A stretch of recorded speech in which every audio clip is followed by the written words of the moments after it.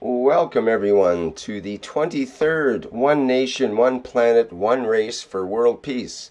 It's Tuesday, January 16th, 2018. And once again, we are gathered to discuss things that are part of the Universal Council, the Earth Council, and generally to do with peace on planet Earth. And I think we're going to begin today's work with, first of all, I think we can hear from Caroline, although she's on the road right now, and it'll be a few minutes before we get a stable connection there. But Caroline, are you there right now? Can you hear us? Yes, I'm ready. I'm Hi. stable. Oh, very good. Is there anything you'd like to say at this point? Oh, yes. We I'm say sure. Happy New Year to everybody. A bright year, full of knowledge, a lot of sharing, a lot of love and care. And we have a program ready, Rick. And with which one would you like to start? Part of it depends on Mosfeq. He's preparing his Bengali reading of the Earth Council and should be ready shortly, if not ready now. He's supposed to let me know here. I don't see a message yet. Let me see though. I'm not ready yet, but I'll be ready shortly. Okay, thank you, Mosfeq.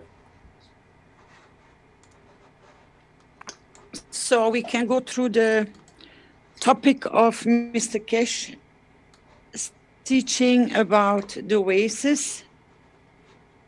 Sure, yes. Okay. So, do you want to set that up a bit in terms of what you had in mind with this particular aspect of the teaching? It is to bring the explanation more in detail and more to stimulate people to apply the Ganses. Now they can remember why I was urging everyone to go and pour Ganses in the rivers and in the fountains and in the seas or the lakes, sprayed in their gardens. And the reason why has been explained in Mr. Keshe's last teaching. And this is the one that Rick was so kind to go and find and, as we say, chop it to the right size that we need to go through it again for more people or new people to come in, what they can achieve with this procedure, with what you can learn and how you can apply it. But more the importance is to understand why and where we can change and where we can bring the difference.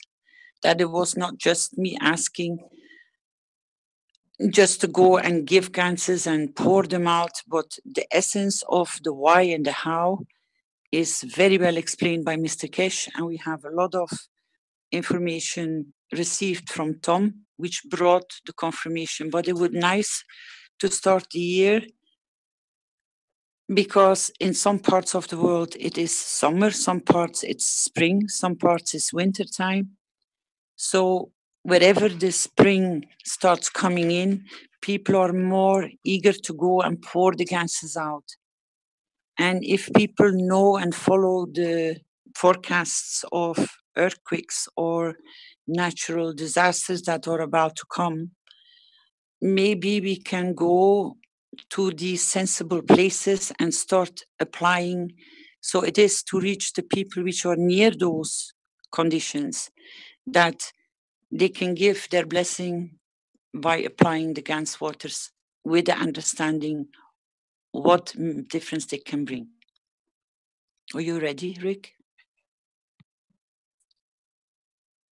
So this is an excerpt out of the 206 Knowledge Seekers workshop, and I'll just play it through. It's about 20 minutes, so you'll see this window playing for that time period. It'll look like it's this workshop and sound like this workshop, but it'll be the excerpt from the 206 Knowledge Seekers workshop. Okay, just let me set up the sound on that.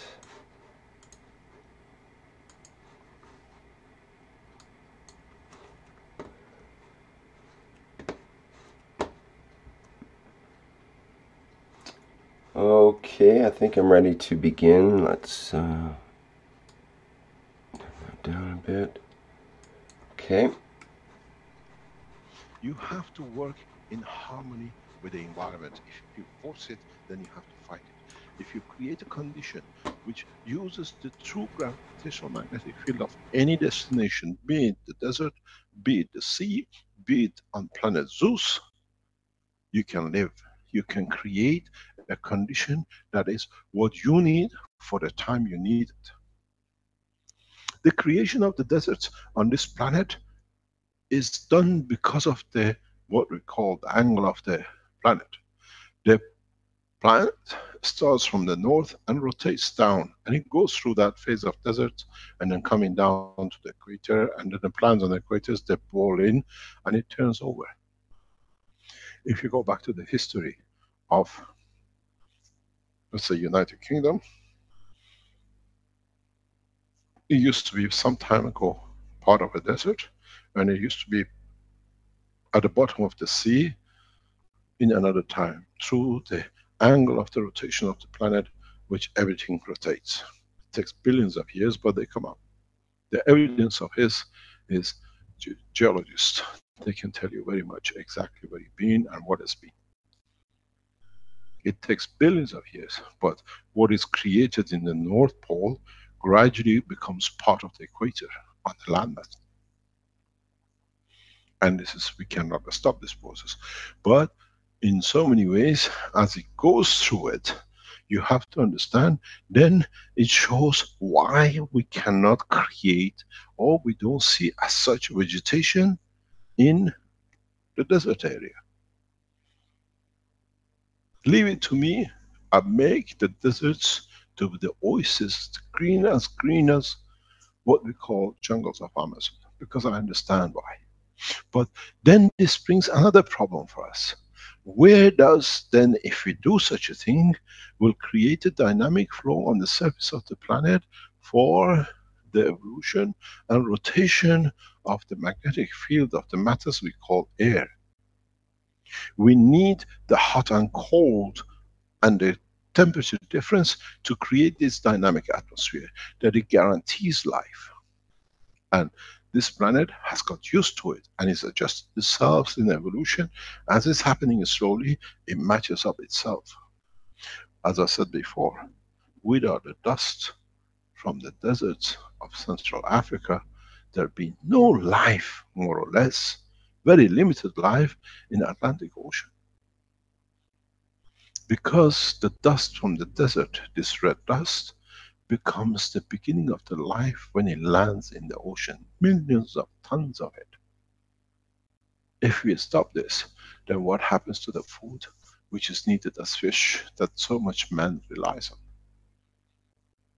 We become an integrated system. We cannot change it. One is depending on the other. But in places we can create small deviations, but not by what happened with the Israelis with Sinai Desert. Tarmac it, put a new soil on it, and put orange trees, and when you cannot control it, the whole thing goes collapsing. Read about the Jaffa orange, how the Israelis created it in the Sinai Desert after the 6-day war when they took the Sinai Desert. They grow oranges on a desert land because they tarmacked it and they put new soil and then they put plants. But when you cannot sustain it, then it goes back. But you can create conditions to sustain life, like in the borders of the Beijing, in what they call the deserts, which is moving onto Beijing. Then if you understand this, you can do the same anywhere in the universe. But you have to understand which way the fields are moving. We look into the deep space and we see what we call the darkness. But in time when man becomes educated and creates new tools, we see the same thing. The magnetic fields flow in one direction and later on they flow in another direction. The same process as we have a day and night photosynthesis, as you call it, field flow, the same thing happens in the universe but in a larger scale. In the dimensions, what we see, the pictures coming from NASA, the telescopes they have, and they see the magnetic fields, we see dimensions, environments where the systems and the galaxies are totally rotating different direction in opposition to what is the rest of the area is doing. Why? One is the direction of flow, one is the interaction of the other universes at that point. There's a lot to learn, but we have to understand this basic of the interaction of the fields. This, if you look, the reactor we showed in between, that the amperage changes according to the time. It gives you a lot of knowledge in how you can create lift and motion from any space. For those who are in a space research lab, understand this. I asked you a couple of weeks ago, run such a test to understand. Because if you can create a gravitational magnetic field using the Earth gravitational magnetic field that it matches, you don't need to bend anything. The field of the Earth, like a wind, blows you into the air. But because you have a field strength within the reactors you have created, then you dictate the strength of that wing. You want to float or you want to blow and go as fast as you like.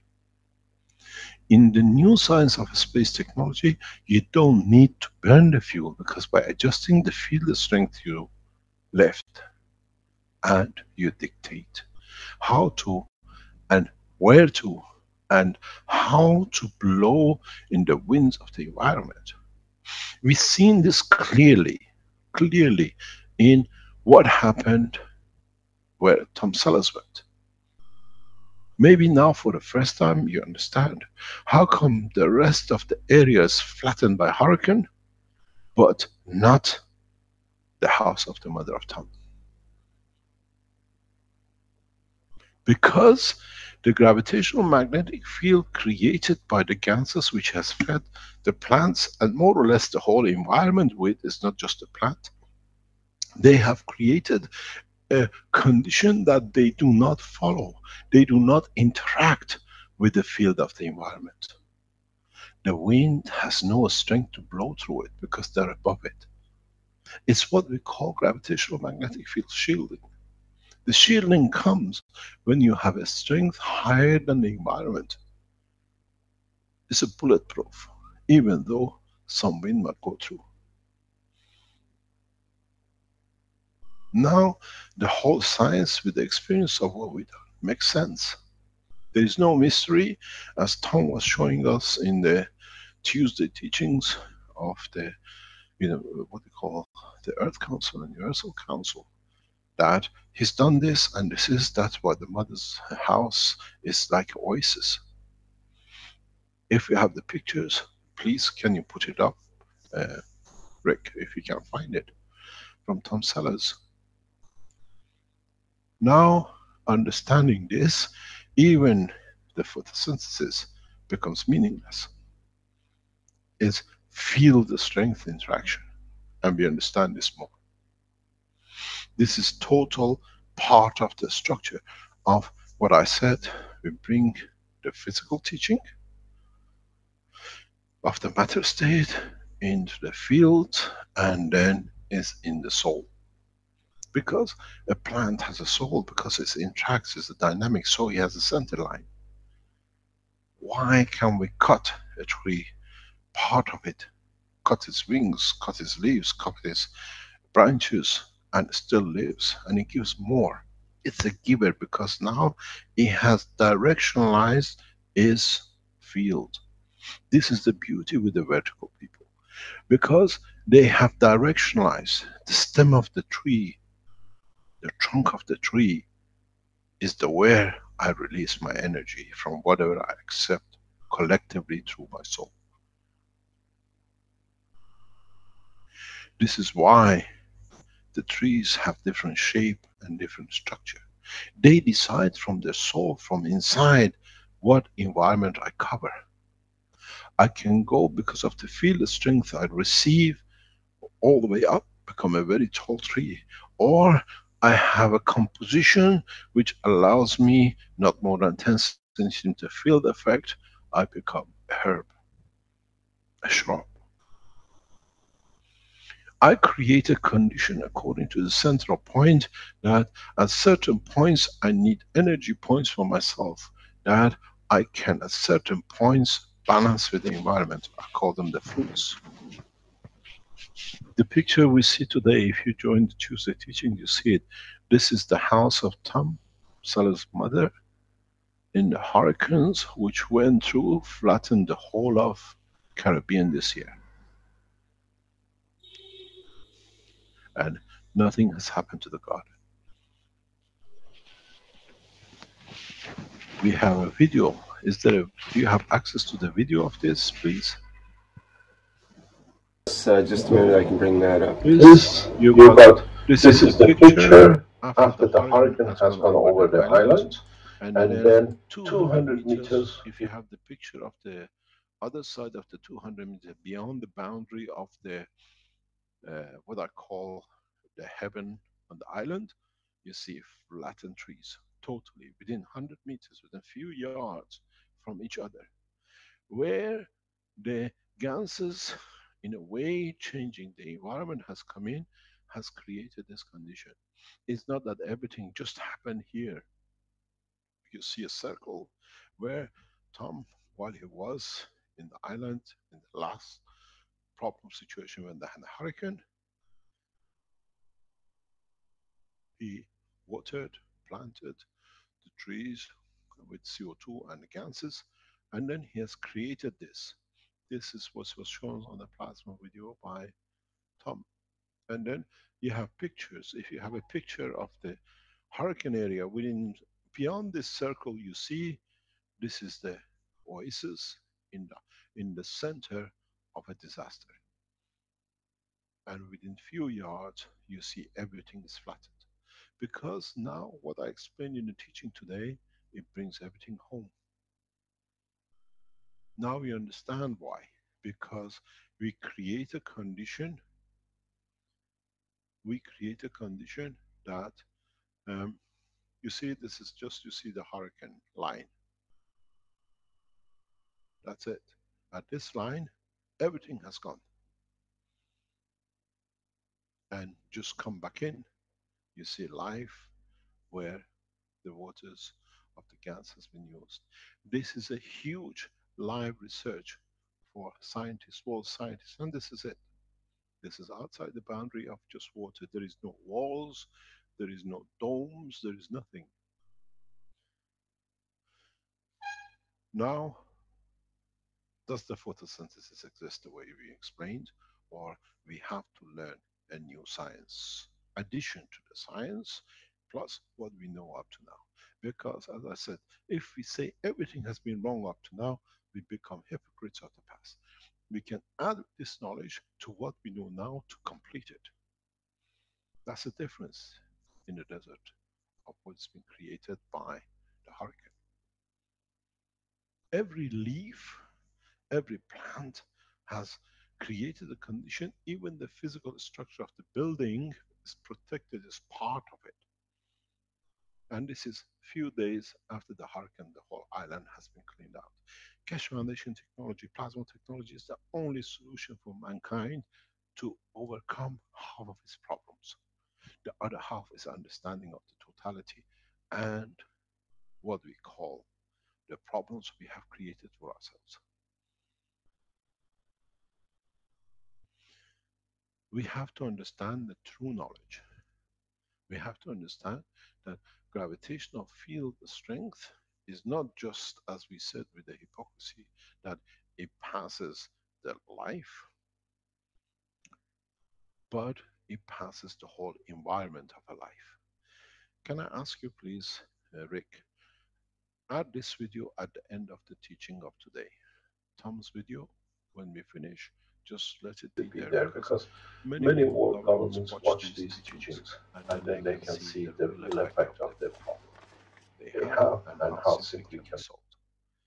This is a big teaching for governments in Africa and in Asia, and what we call the conditions which needs to be understood.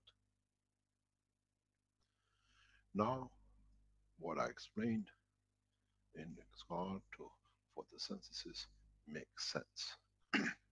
That in creating new environmental condition, with the presence of the gases, we influence the environment. We decide where we don't interfere the gravitational field of the earth to interact with the plants in what we call the Gans state of the leaf of a branch or whatever, in respect to the sun's gravitational magnetic field pressures. Wouldn't we like to see this across all the islands of Caribbean? Let the hurricane come.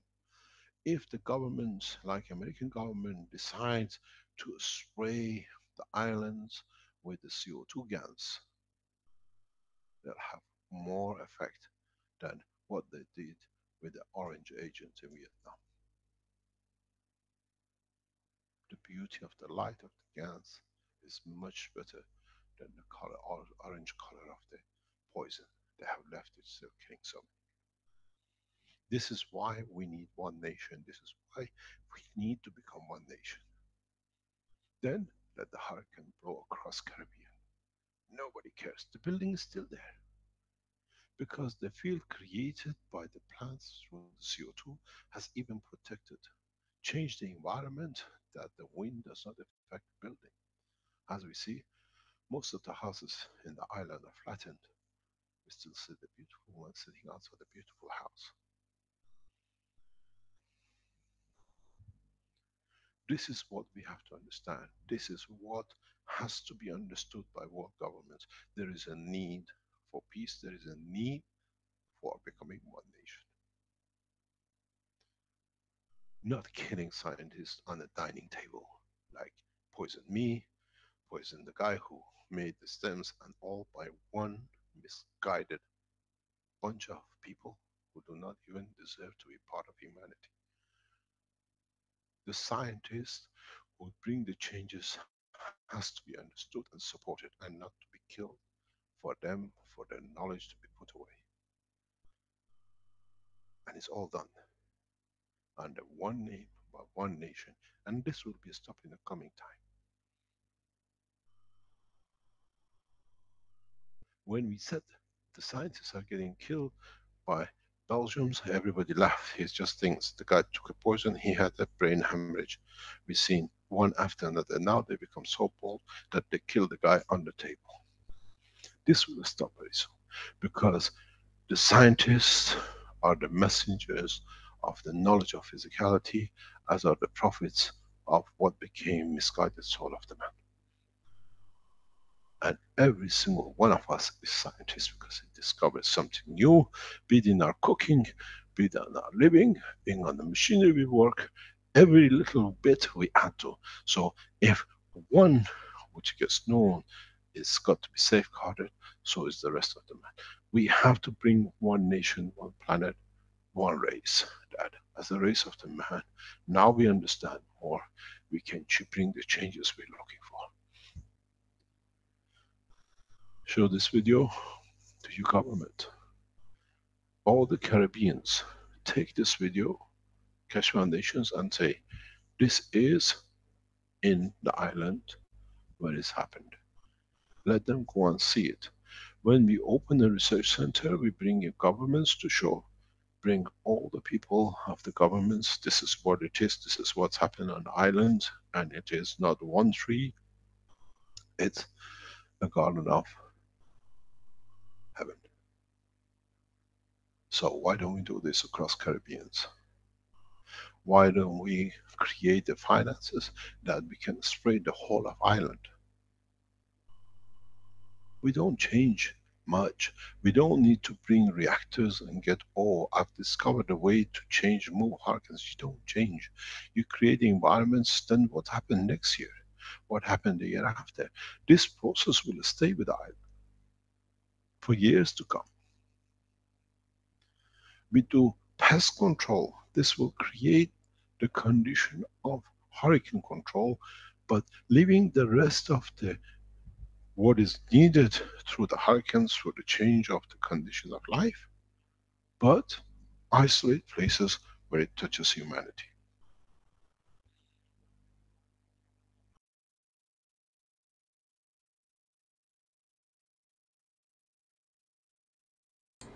Okay, that's the end of that clip. And unless you wanted to play something back on that, Caroline, then I'll just run the our usual background video here. I thank you very much for going and sorting this video out. I brought it here because he mentions it quite a few times. The title of this presentation, this all of us together working for one nation, world peace, and the more souls we can provide with peaceful conditions, the faster the planet can turn into a peaceful place for everyone, for all. It's not only that we are talking always us humans that need peace, but the majority in this picture was shown to be the animals and to be the plants. And some of our materialistic state, which is the building and the property of the mom of Salas, because the mama didn't know, she was not present when the storm passed, she went somewhere else. And this is how she found her place when she came back. So if this knowledge would have been known before, she could have called a lot of people onto her property and they would have been safe. Exactly like she found it when she came back home. My point is, the more we create the avenue for people to know about this information, to apply it, to teach it, how they can make it, that it can go much faster in bigger areas, the more peaceful we will give to every single being which is on this planet. Nature, fishes, trees, birds, animals, humans, and even your properties which you live in, which gives you the comfort. And I think that is the whole point of this knowledge. It is understood by so many knowledge seekers. It has been bombarded by a lot of different views, comments. A lot of people are opposing it, but they always are asking for proof. Proof of the existence, that it is what it is, that we say what it is. Now you have the scientific proof, you have the teachings, and you have the confirmation, because you can go and visit the place of Tom. You can go and see it with your own eyes. If you don't even trust the videos and the pictures that Tom has given to the world, sharing what he has discovered, you can visit and watch with your own eyes and ask the mama yourself, how did she do it? How did Tom do it? Tom is available. You can find him on the Facebook. You can find him on the social networks. You can find him in the teachings. So I think this is what we say, proof of concept, proof of whatever you want to name it. And this was, for a lot of people, a mystery. And this is where you were struggling with to show people what you're doing, it's correct, that it works. Maybe through this guidance, with the gift that Tom brought, what he applied there with his mom, can show and open a path for a lot of knowledge seekers, for a lot of people which have nothing to do with the Keshe Foundation, but to involve them, how they can even safeguard themselves. Not only to go and reach out for others, which is the whole purpose of this teaching, is to reach, to give, to create peace, not only for humanity, but through us, we will create more peace for the whole environment. That's the message of this year. And that's why I said a Happy New Year, because we couldn't have shared a bigger gift with the proof that it works. And you all know how to do it. And for the new people which have come in, please refer, ask questions. We will help you. We will assist you to guide you how to do it, where to go, how to become a knowledge seeker yourself. Because this is one beautiful gift which the foundation has created. And that is, we share freely, we give freely, we inform freely, and we donate whatever is in our possibility towards the target to reach world peace. Thank you very much, Rick. And that was the message for this year. And that's why it was so important to bring Mr. Keshe's teaching forward, because he explained in a different way how much more you can achieve. Are there any questions from the public, please? Okay, thank you, Caroline. And people that are in the attendees can raise their hand virtually, and we can allow you to speak.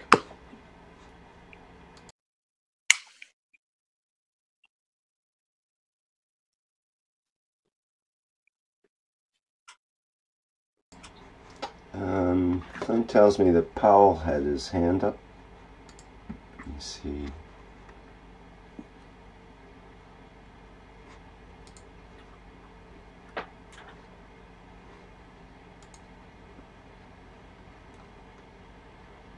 I'm not seeing him in the list right now, actually.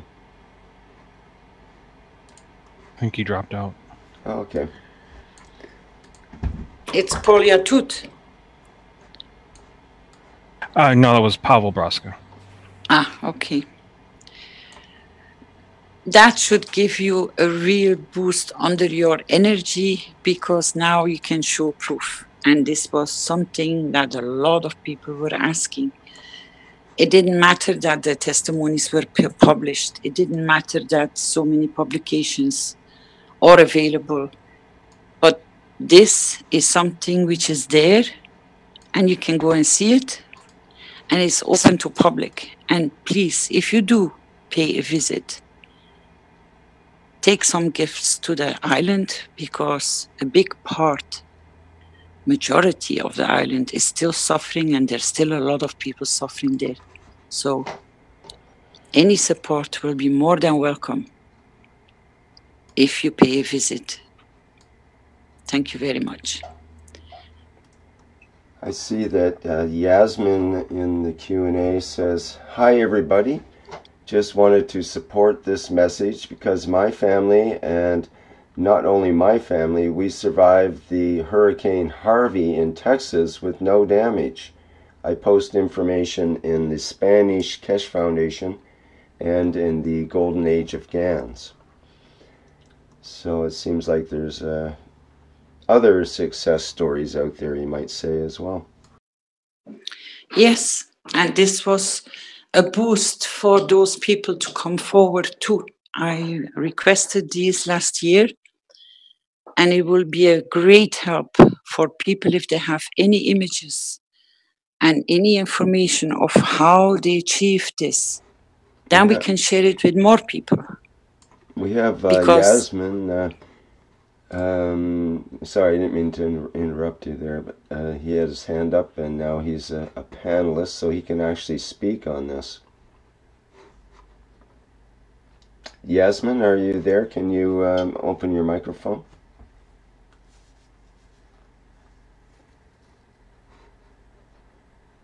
I'll unmute you. Maybe you haven't figured out where that button is. Here, let me try that. Go ahead. Yasmin?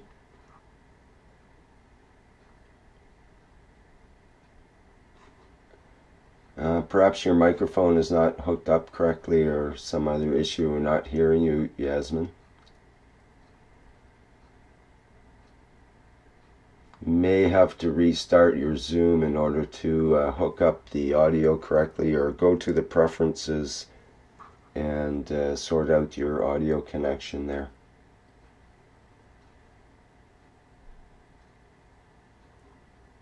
Okay, I think we'll have to wait a minute to hear back from him. I think his question was in the Q&A though too.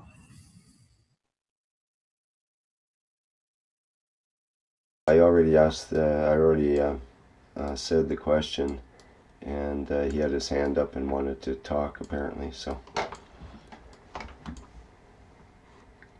okay. Stella asks in the Q&A, does the plasma protect from harmful frequencies, fires, or geoengineering effects?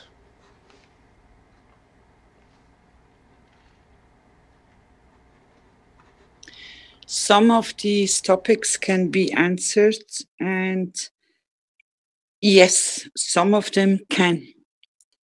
We have advised people to use their nano-coated copper infinity loops to protect them from irradiation or field strengths which your body can't sustain so easy. Like when you have towers from mobile phones or high electricity, high tension cables which are passing through close, which gives you headaches, which gives you nausea, all sorts of problems. We simply advise them to hang them on the windows and to place them wherever you need and wherever you are comfortable, because through their process, they absorb the fields which you are not feeling so comfortable with. I apply them, and we send these pictures quite a few times out and circulating on Facebook. We apply them on the front and the back of our computer, on our mobile phones, and you can stay much longer in those fields because they don't harm you no longer. The decontamination, that is a different topic. Therefore, you can find some guidance if you connect with one of the knowledge seekers, to which workshops in public you can go and listen to, because all this knowledge is available to everyone. We share freely because we want to support everyone with whatever problem you have. And maybe there will be already knowledge seekers responding to your question to support you and to guide you where you can find the information. Thank you. Yes, she mentioned specifically also the California fires as an example. For the fires, we have not gone into that testing. I requested this before because we used to have one of our knowledge seekers used to be a firefighter, and he was asking for this kind of information. But then through circumstances, he disappeared, and I could not work with him any longer or share information or request any information. So firefighters or even knowledge seekers, please do try to see with which kind of Gans's application you can contain a fire. As it is being requested, maybe the time is right now that we will receive the answers for this, because that time I couldn't carry on because he just disappeared. So it will be provided, because knowledge seekers are very happy when they can go on these kind of expeditions of trying, and then they come back with the feedback. It works this way and you have to apply this way. So I will be more than happy to receive some information from different knowledge seekers and bring it to the teachers, bring it into the classrooms, make sure we are aware of what you discover. Thank you very much. And part of it is on, excuse me, on the physicality level in terms of the way that Ganses might interact with fire and that sort of thing.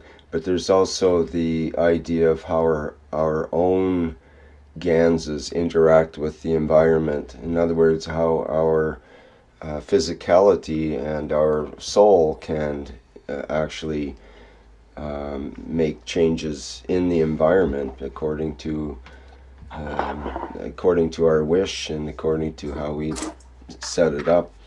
That protection field is, as Mr. Keshe explains in the teaching that we listened to earlier, there's the interaction between the Gans and our own Gans in terms of there's emotional connection that's able to set up these fields, which it makes sense to me that if you can protect against hurricane, then it would also be a protection against fire, because often, well, always in fact, with the fires, especially in California, there's a very strong...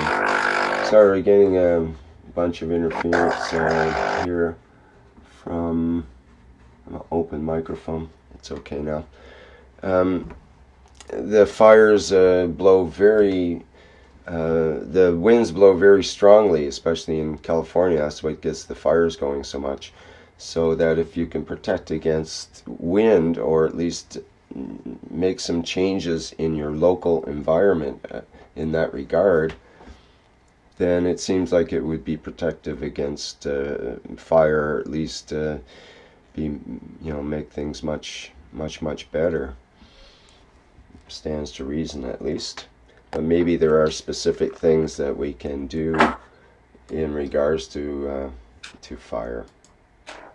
Yeah, you're correct, Rick. That's part of it. And all the explanation you have given is something that for new people, they have to be informed about those ways of working with the Ganses before they start creating anything of the knowledge. Is that they have to be aware how their intent is, for what it's supposed to serve for, and to be very cautious that it is something they are creating.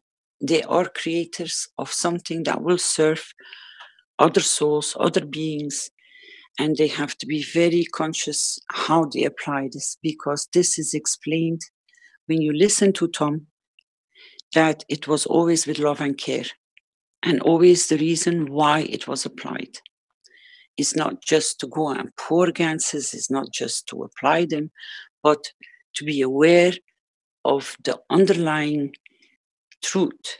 When you are a creator, know what you create and for what you create. And something I wanted to add to this, because if you have these kind of horrendous fires, it might be very good to apply them in zones and then test it out, that the fires do not trespass once they even have started.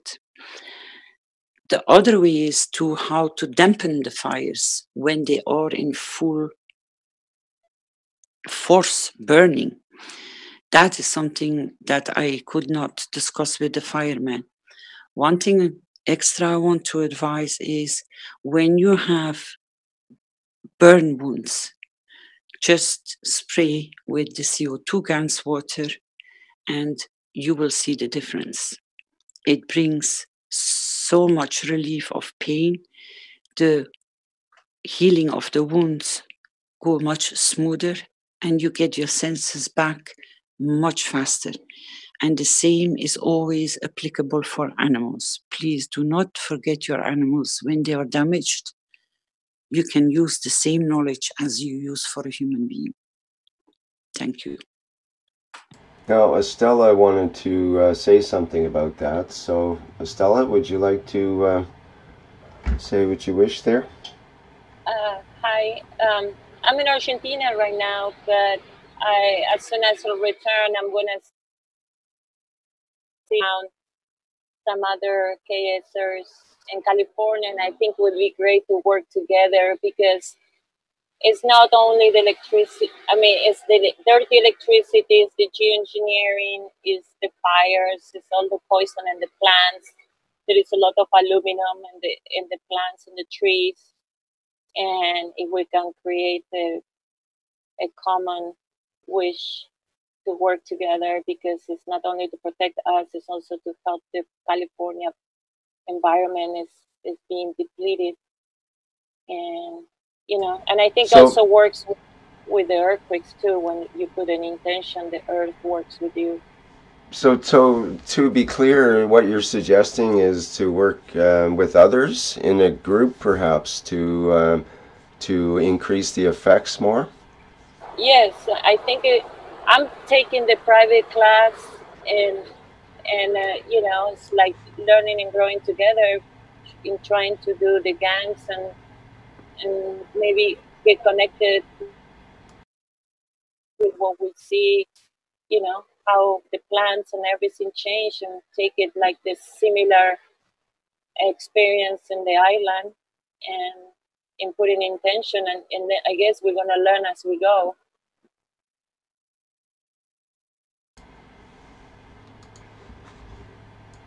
Yes, indeed.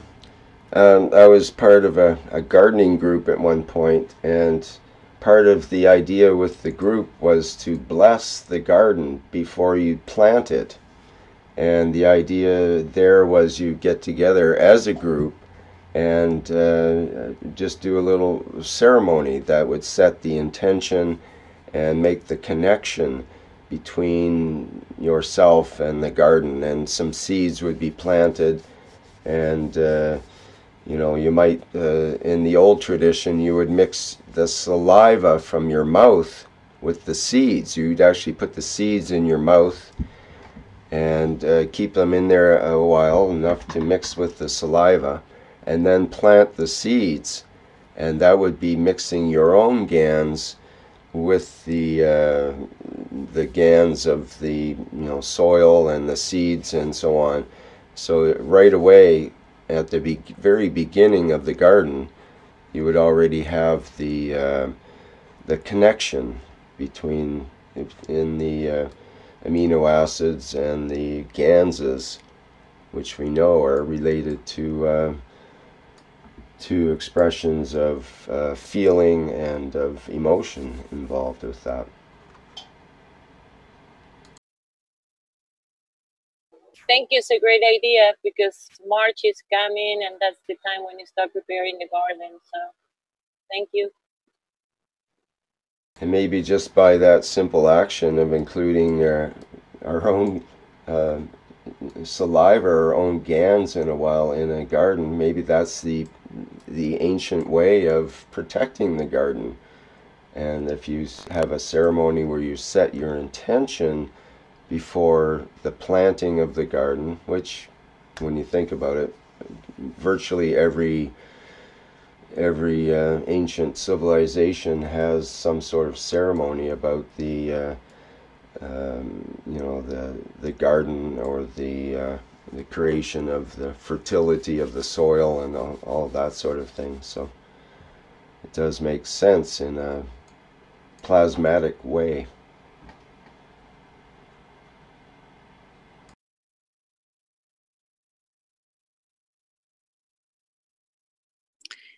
Any more questions or advice, or maybe the experience of how the Gans worked for them? We have Yasmin. He says he's on another computer now and he can talk. So let's see if we can let me try to find him here. Yasmin, can you speak now? Hi, everybody. Hello. Buenos días en español. Greetings from Houston, Texas. I just want to say thank you to Mr. Keshe, Caroline, Ursula, and all of you guys that I am following the teachings, and my friend Heather Bryan, who was the first who bring the technology to my life. And we got the opportunity to give this testimony that in the community, the building community that we are living since 10 years in Houston, we survived the hurricane. We also, we are so glad that we follow what you said, Caroline, all the times you text or said that we needed to bring the water to the river or to the gardens or fountains. We live very close, maybe less than 2 miles from the Brazos River, that is one of the biggest rivers in the Texas area. And this river flooded Houston. So we sent some pictures and some videos where we could show that in the area we live, the river contained his flood. We could be the first to be flooded, and we didn't. So also we have a lot of trees, and the trees we didn't lose just one. And we live in a community that is a multicultural community. Of course, we set an intention, and I think we were not just the one, but we are so blessed that a lot of families here didn't lose their properties. And I'm so blessed. I am just crying again because it's beautiful. Also, I remember Mr. Keshe said, when you drink the water, because we use it for everything. I just a mom with a 4-year-old, and I cook with the Gans with the plasma water. I remember I spray in the walls. I remember we used the dryer machine to create a torus, the biggest torus. I remember my friend told me that. And also remember Mr. Keshe said that if you eat it and go to the toilet, and he said, remember all the places could go when you pee or you poop. And I think it's also, yes, it's true, because how well, if I can think about it, all the ways that water went, because it's a big area that we got the fortune to be safe.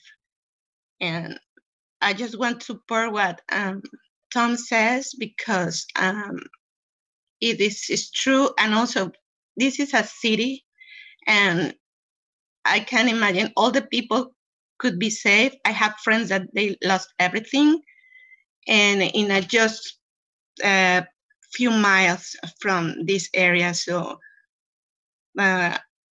it's wonderful. Thank you.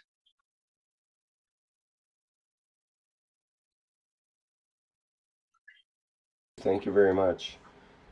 Well, that's a pretty good testimonial, I would say, in terms of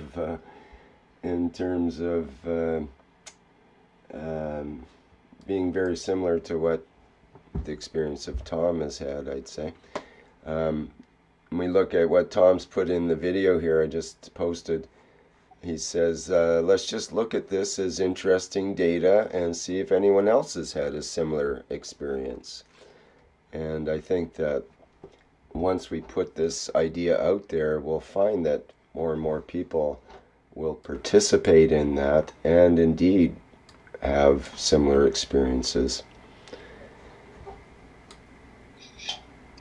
Also, I want to add something, Rick, if you may. Yes. Okay, I forgot to tell that also we got a lot of tornadoes. This area wasn't experiment tornadoes during the hurricane or before, and we got like more than 20 tornadoes passing around all over the area. Maybe everybody could follow the hurricane information, but the tornadoes was just like you don't have a lot of time to do something.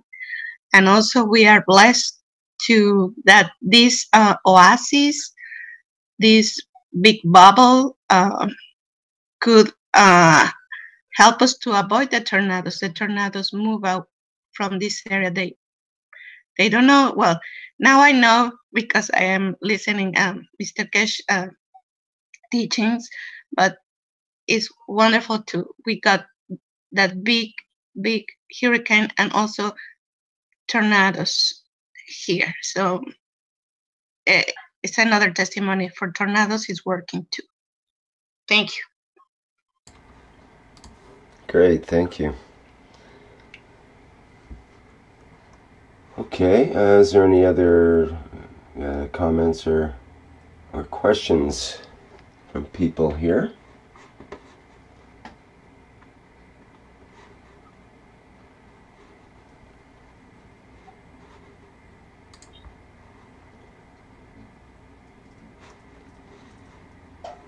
Okay.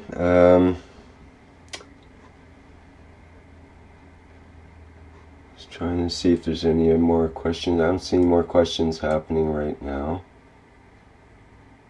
There is a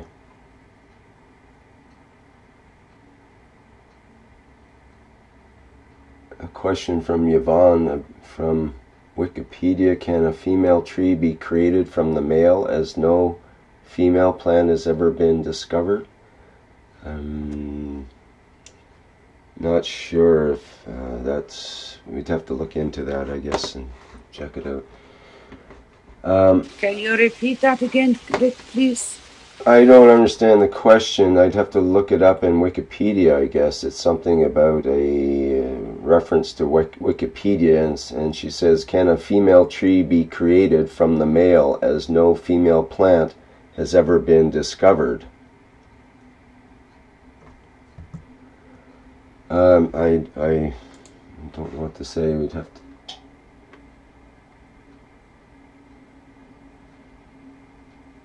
I don't know. I don't think that's relevant. I think she just was trying to put something as a link in the chat there. We can present it to Mr. Keshe and see what he answers on Thursday. Maybe it's a question which is worth to really look into this.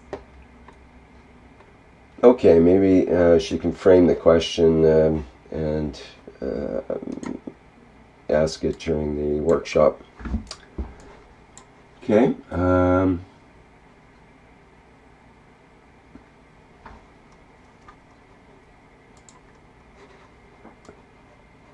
Okay, if there's nothing else about that topic, there's a question from Adam, who says, I would like to know if there's anything about the Keshe Foundation translated into Brazilian Portuguese.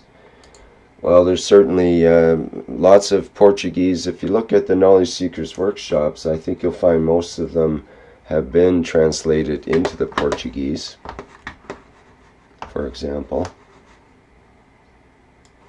And I believe isn't there a Portuguese, I believe there's a Portuguese playlist in the YouTube as well. I'd have to look that up. If anyone has a link for that and can put it in the chat, then Flint can put it back to wherever that comment came from.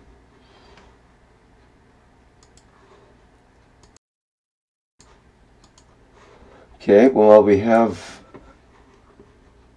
do have a reading available of the Earth Council Constitution with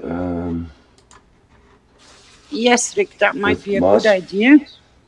And then if people still have questions, it gives them some time to bring them after the reading of the Constitution.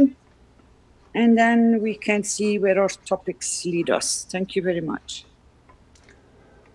Okay, great. Mosfeq, are you ready to go? Can you hear me now?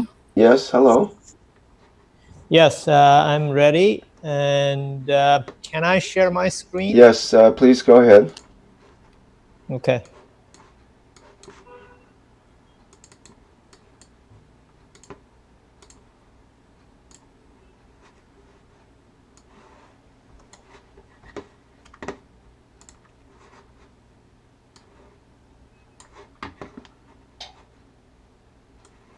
Okay, this is the wrong screen, sorry. Can you see it? No, we see your... You see a blank screen now? You see a blank screen, yes. Mm-hmm. Okay. Okay, let me see. You might have to reshare. If you bring up your screen first and then reshare. Okay. All right. Hang on a second.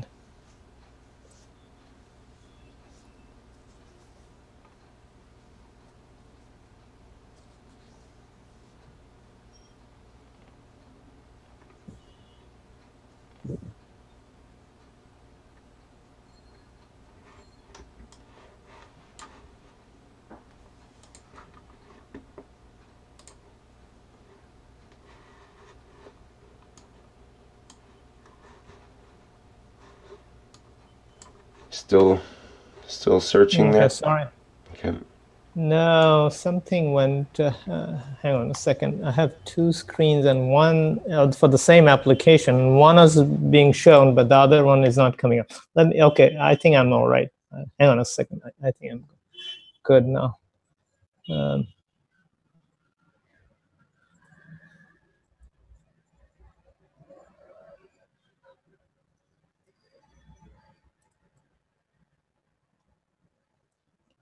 Okay, let's see whether it works now.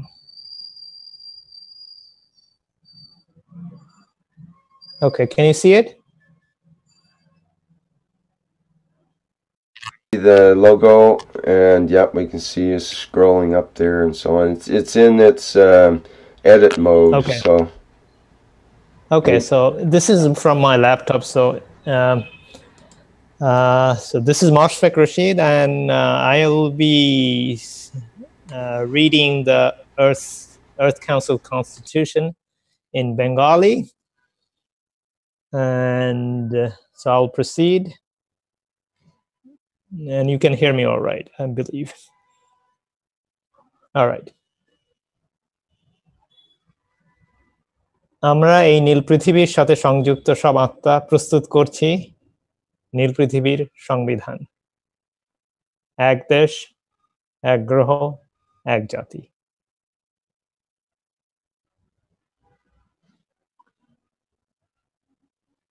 সংবিধান। পৃথিবীর পরিষদ তৈরি করা হয়েছে যাতে প্রত্যেক প্রাণী সমান অধিকার পায় এবং পৃথিবী ও এর বাইরের সব প্রাণী ও বাসিন্দার মধ্যে আর কোনো রকম গোলযোগ ও যুদ্ধ না হয়। যুদ্ধের শেষ এবং শান্তি প্রতিষ্ঠা করা সম্ভব শ্রেষ্ঠ প্রাণীদের ক্ষমতার উপলব্ধিতে।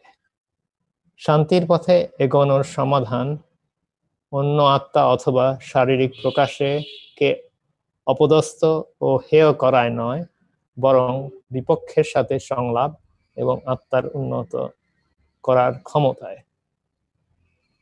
শান্তি এই গ্রহের প্রত্যেক জীবনের প্রতিটি পদক্ষেপের লক্ষ্য।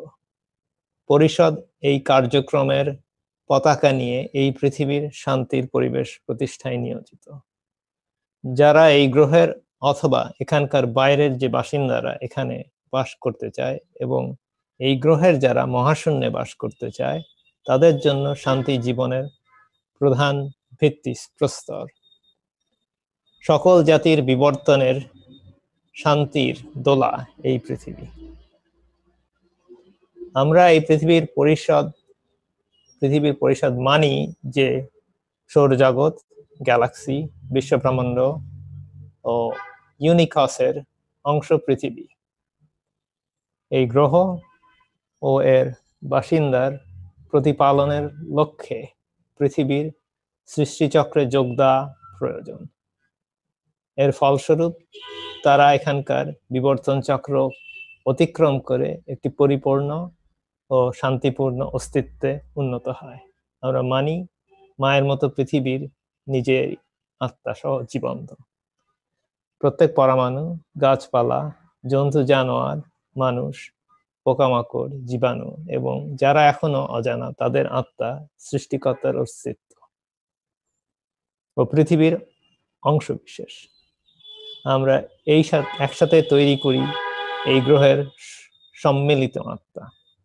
আমরা মানি এই গ্রহের অন্য প্রাণীদের প্রতিপালন ও উন্নত করা প্রয়োজন এবং যাদের মধ্যে রয়েছে জন্তু, গাছ, বাস্তুতন্ত্র ও অজানা প্রাণী এবং সেই সাথে আছে ধরণী মাতা। সকলকে বড় ও উন্নত হতে দেওয়াই জীবনের উন্নত হয়, কেবল পৃথিবীতেই নয় বরং এখানে সমস্ত যা আছে সবকিছুতেই, কারণ আমরা সবকিছুরই অংশ। সকলের মঙ্গলের জন্য একসাথে কাজ, সাহায্য ও সহযোগিতা করা পৃথিবীর পরিষদের প্রধান কর্তব্য।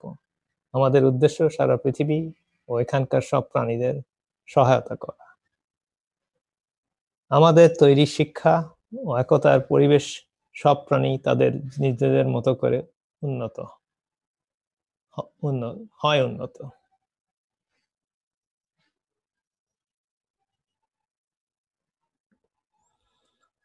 পরিষদের 6 সদস্যের পৃথিবীর 6 সদস্যের পরিষদ। একজন সদস্য রয়েছে পৃথিবীর প্রতিটা মহাদেশের জন্য এবং সেগুলো হচ্ছে আফ্রিকা, এশিয়া, অস্ট্রেলিয়া, ইউরোপ, উত্তর আমেরিকা এবং দক্ষিণ আমেরিকা। প্রত্যেকে তারা মহাদেশের মানুষ এবং সকল প্রাণীর চাহিদা ও ইচ্ছার প্রতিনিধি। নির্বাচন পদ্ধতি: সদস্যরা কমপক্ষে 2 মহাদেশের থেকেছে এবং কমপক্ষে 2টি ভাষা জানে। এই কারণে দূরদৃষ্টির মধ্যে দিয়ে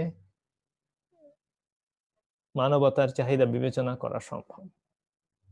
আত্মার স্বচ্ছতা: পৃথিবীর পরিষদের 6 সদস্যের সেবা এই ক্ষেত্রে তাদের আত্মার উপলব্ধি এবং শারীরিক বহিঃপ্রকাশে।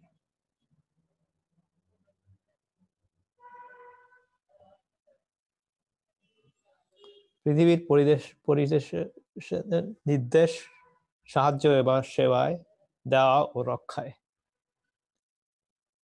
আমাদের আত্মার উপলব্ধি এমনভাবে আনা যাতে অন্তরের শক্তি আমাদেরকে পরিচালনা করে অন্য আত্মাদের সংযোগ এবং শান্তিময় সহাবস্থানে। আমরা চাই প্রত্যেক জীবিত আত্মা সর্বশ্রেষ্ঠ রূপে প্রকাশ হয় পৃথিবী নামের এই নীলগ্রহে। আমাদের আত্মার শারীরিক বহিঃপ্রকাশে স্বাধীনতায় বাস করি আমরা শান্তি, ভালোবাসা ও বিশ্বাস নিয়ে পৃথিবী ও মহাশূন্যে। আমাদের ইচ্ছা এই সৃষ্টির সব জীবিত প্রাণী বসবাস করুক শান্তি, স্বাচ্ছন্দ্যে ও একতায়। সব সম্পদ সকল প্রাণীর জন্য সমান ও সঠিকভাবে ব্যবহার করার সময় এখনই।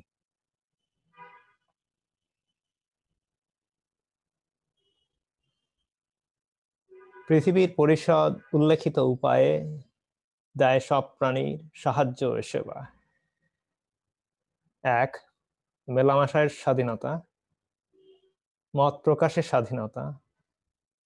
3. চলাফেরায় স্বাধীনতা। 4. ক্ষুধা থেকে মুক্তি। 5. অভাব থেকে মুক্তি। 6. নিজ আত্মার পথ বোঝার স্বাধীনতা, শেখার স্বাধীনতা। 8. সমাজ কল্যাণে নিজের প্রতিভা ও আগ্রহের সদ্ব্যবহারের স্বাধীনতা। 9. আত্মার মাধ্যমে শারীরিক বহিঃপ্রকাশের উপায় ও সময় নির্ধারণের স্বাধীনতা। 10. অন্যের সম্পত্তি হওয়া থেকে মুক্তি, শান্তির জন্য নতুন প্রযুক্তি এবং তথ্য প্রকাশ এর দমনের থেকে মুক্তি। 12 দেওয়া নেওয়া স্বাধীনতা। 13 চিন্তার স্বাধীনতা। 14 ভালোবাসা এবং দানের স্বাধীনতা। 15 পছন্দের স্বাধীনতা। 16 ভাষার স্বাধীনতা। 17 অর্থ ব্যবস্থা থেকে মুক্তি। 18 শান্তির থেকে মুক্তি, কোনো বন্দি দশা এবং প্রাণনাশ নয়।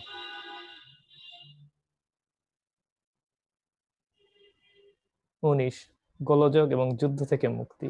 20 পরাধীনতার ভয় থেকে মুক্তি।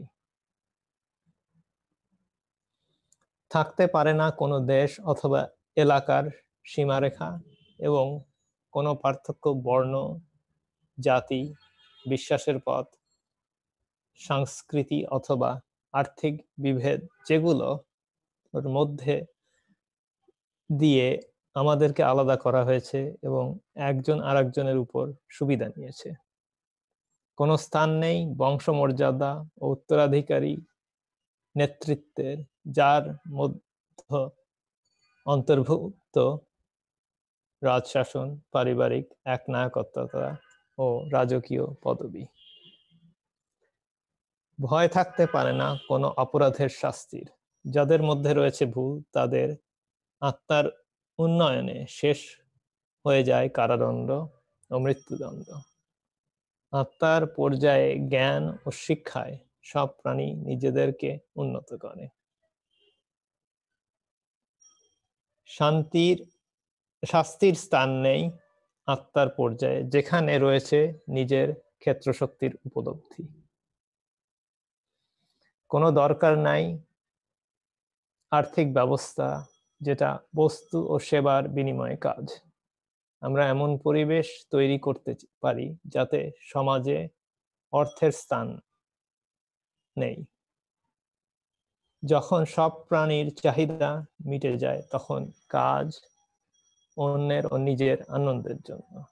আর্থিক ব্যবস্থা সরিয়ে নেওয়ায় এই নীল পৃথিবীতে আসে সুস্থ মানব সমাজ ও সকলের মধ্যে প্রকৃত ভালোবাসার যুগ। কাজ করা প্রকৃত আনন্দ অথবা অন্যের সেবার খুশি ও আত্মাকে উন্নত করায়, এমনকি নিজেদেরও।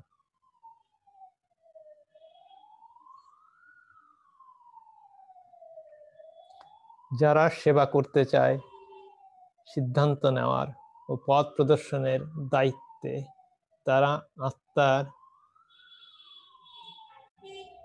উপলব্ধি ও আনন্দ, there is something that's blocking this, আনন্দ ও কর্তব্য পরিপূর্ণ করে। বোঝার ক্ষমতার উন্নতি আমাদেরকে জানায় আত্মার একমাত্র ক্ষেত্র শক্তি, যার ফলে অন্যদের সেবা করা যায় এবং সমস্ত মানবতা হয় উন্নত। এইরকম মানুষ অন্যদের অনুপ্রাণিত এবং আলোকিত করে। অন্যদের সেবা করা সম্মতি ও মানুষের আত্মা থেকে আসে নেতৃত্ব। আমরা সব ধরন ও আকারের প্রাণীকে সম্মান করি এই নীল পৃথিবীতে এবং এর বাইরে। এই গ্রহের প্রত্যেকেরই একই স্বাধীনতা। একে অপরের সাথে মর্যাদা ও সম্মান দেখিয়ে শান্তিতে থাকা এই স্বাধীনতার অন্তর্ভুক্ত। সকলে নিজের মনের মতো করে বাস করতে পারে যতক্ষণ তারা অন্যের অবস্থা বুঝে সম্মানের সাথে চলে। এই গ্রহের সব প্রাণীর প্রয়োজন অভাবমুক্ত বসবাসের ব্যবস্থা। বাসস্থান, পানি, খাবার, নিরাপত্তা, জিনিসপত্র ও শক্তি ক্ষেত্রের সাধারণ ব্যবহার গুরুত্বপূর্ণ এবং সেই সাথে আছে শান্তি ও সচ্ছলতা, যাতে মন হয় সজীব ও আলোকিত। সকল ভিন্নতা, আলিঙ্গন ও অনুষ্ঠানে জীবনের সম্পদ, যা স্রষ্টার একমাত্র বহুমুখী প্রকাশ। প্রত্যেক প্রাণীকে সুযোগ ও অনুপ্রেরণা দেওয়ার প্রয়োজন জ্ঞানার্জনে। বিশেষত মানবতার দরকার এই জ্ঞান চর্চা ও অর্জনের স্বাধীনতা, যেখানে শুধু বাঁচার জন্য কাজ করার প্রয়োজন নেই। মানুষের স্বাধীন ও দায়িত্বশীল হওয়ার উপায় গুরুত্বপূর্ণ। আত্মার সঠিকভাবে জীবনের পথ পরিচালনায় সমানভাবে উপকৃত হয় সমস্ত সৃষ্টি। প্রথমবারের মতো মানব ইতিহাসে আত্মার পর্যায়ে মুক্তির প্রকাশ ছোটবেলায় আত্মাকে জানার শিক্ষায়।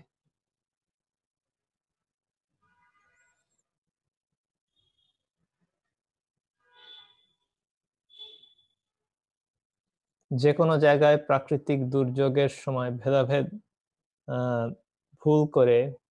ভুলে সকলের সহযোগিতা আমাদের এগিয়ে আসা উচিত, এগিয়ে আসা প্রয়োজন। এবং okay, something is again blocking this. এগিয়ে আসা এবং বোঝার প্রয়োজন এই গ্রহের বাস্তুতন্ত্র এবং জীবনচক্র সব প্রাণীর চাহিদা। প্রাচুর্য এবং দুর্যোগ উভয় সময়ই সব প্রাণীর সুযোগ ও অসুবিধা নিশ্চিত করা। যখন গোলযোগ ঘটে তখন শান্তিপূর্ণ সমাধানের জন্য সকল পক্ষের সাথে আলোচনা করে শান্তিপূর্ণ সমাধানে আসা, কারণ আমাদের উদ্দেশ্য সমস্ত মানবতার চিরন্তন শান্তি। এটা তখনই সম্ভব যখন সব পক্ষের প্রয়োজনীয়তাকে সঠিকভাবে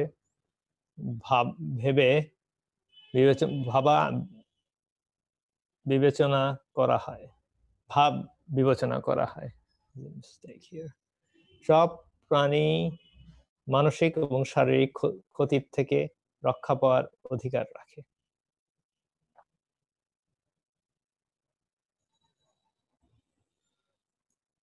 সিদ্ধান্ত নেওয়ার পদ্ধতি। সংখ্যাগুরুরা কোনো সংখ্যালঘুদের স্বাধীনতার সীমা অতিক্রম করতে পারে না। সংলাপ এবং মানুষের আত্মার উন্নয়নে আসে ঐক্যমত। সব সিদ্ধান্ত সকলের মঙ্গলের জন্য। সব প্রাণীকে সকল বিষয়ে সমান ও সঠিকভাবে ব্যবহার করা এবং সম্মান দেওয়া। প্রাণের আত্মার সব কাজ শান্তিপূর্ণভাবে পরিচালনা করে। আমাদের উদ্দেশ্য পৃথিবী এবং এর সব অধিবাসীদের মধ্যে সবসময় শান্তি আনা, সকলের চাহিদা মেটানো, এটা করার একমাত্র পথ।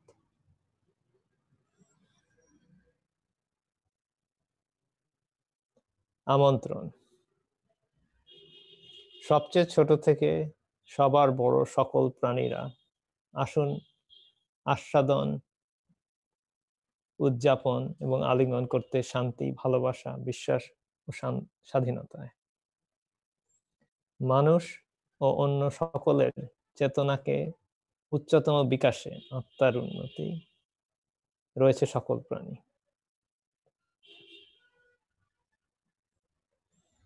সকলে নামিয়ে রাখুন আক্রমণ, হিংসা ও বিভেদের অস্ত্র। শান্তি এবং সচ্ছলতা আসুক আমাদের এই পৃথিবী নামের নীল গ্রহে। সব জীবিত প্রাণীর সমস্ত সৃষ্টির সাথে একসাথে বসবাস এই নীল পৃথিবী ও সমস্ত বিশ্ব ব্রহ্মাণ্ড জুড়ে। বাহ্যিক ব্যবহারের দিক নির্দেশনের নীতির দরকার যতক্ষণ না মানুষ সে আত্মা বুঝতে পারে কিভাবে বিশ্ব ব্রহ্মাণ্ডের নীতি অনুযায়ী জায়গা মতো কাজ করা যায়। সৃষ্টির বিভিন্ন স্তরের সব কিছু জানার অধিকার আছে আত্মার। সব জীবন্ত আত্মা শান্তিতে বসবাস করা ও বড় হওয়ায় সম্মান, স্বাধীনতা রয়েছে পৃথিবী এবং এর বাইরে। সব প্রাণের আত্মা আনতে পারে সবচেয়ে উন্নত প্রতিভা, ক্ষমতা ও সৌন্দর্য সমস্ত সৃষ্টির অংশগ্রহণ এবং উন্নয়নে।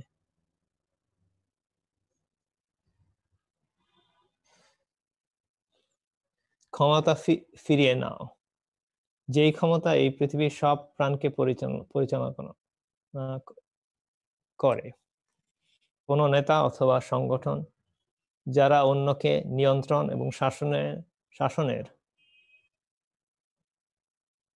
তা আসে আমাদের অন্তর থেকে, অন্যদের ভালোবাসা এবং দানে।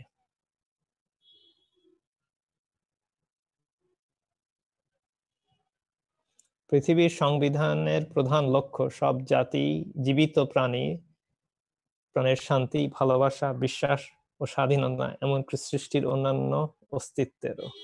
এই সংবিধান সব প্রাণকে ক্ষমতা দেয় আনন্দের সাথে সঠিক কাজ করায় এবং অন্য আত্মার পাশে থেকে সেবা দিয়ে সৃষ্টির সৌন্দর্য প্রকাশে।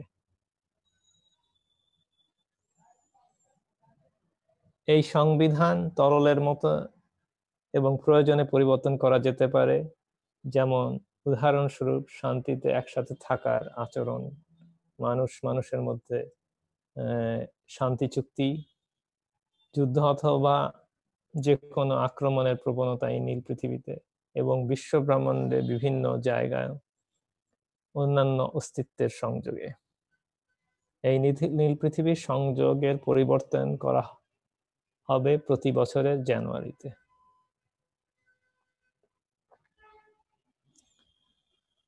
পরিশিষ্ট এই অংশ খালি রাখা হয়েছে ভবিষ্যতের প্রয়োজনীয় পরিবর্তনের জন্য, যার ফলে এই নীল পৃথিবী এবং এর বাইরের স্থায়ী শান্তি বজায় থাকে।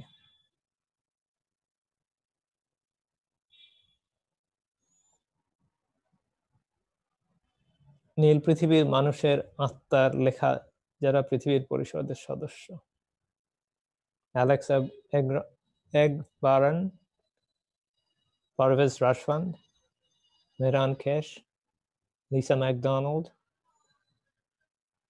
When Young, Ricardo Vilvosla. যোগাযোগের email peace@earthcouncil.org. I'm done. Thank you very much.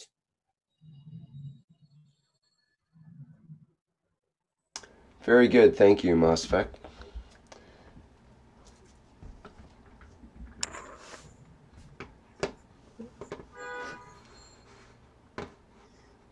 Complete with the sirens and horns and other background effects. Thank you. You live definitely in a busy area there. Sorry, you could hear some background noise, so sorry about that. Well, that's okay. It was a good effect in a way.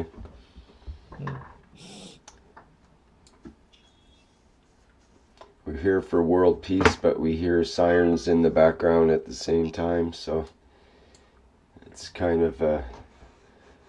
kind of unusual, but at the same time, that's the way the planet is. Okay, let's see here. Let's get our background picture up. Get that going.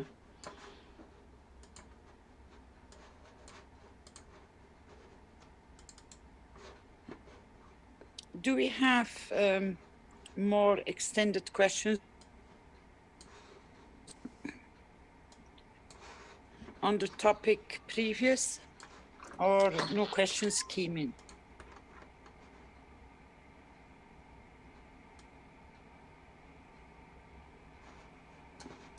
I'm just checking. I don't see.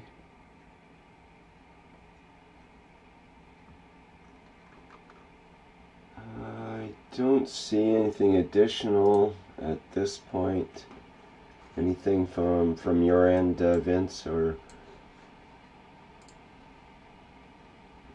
Yasmin says she has a question, so let's check that out.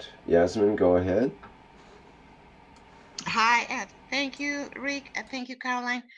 I received from another student an information. I don't remember Mr. Keshe saying that, but about having the Ganses and all the nanotechnology using for the hurricane. I shall create more Ganses and be and more nanotechnology because they kind of lose the effectiveness of the Gans. Is that correct?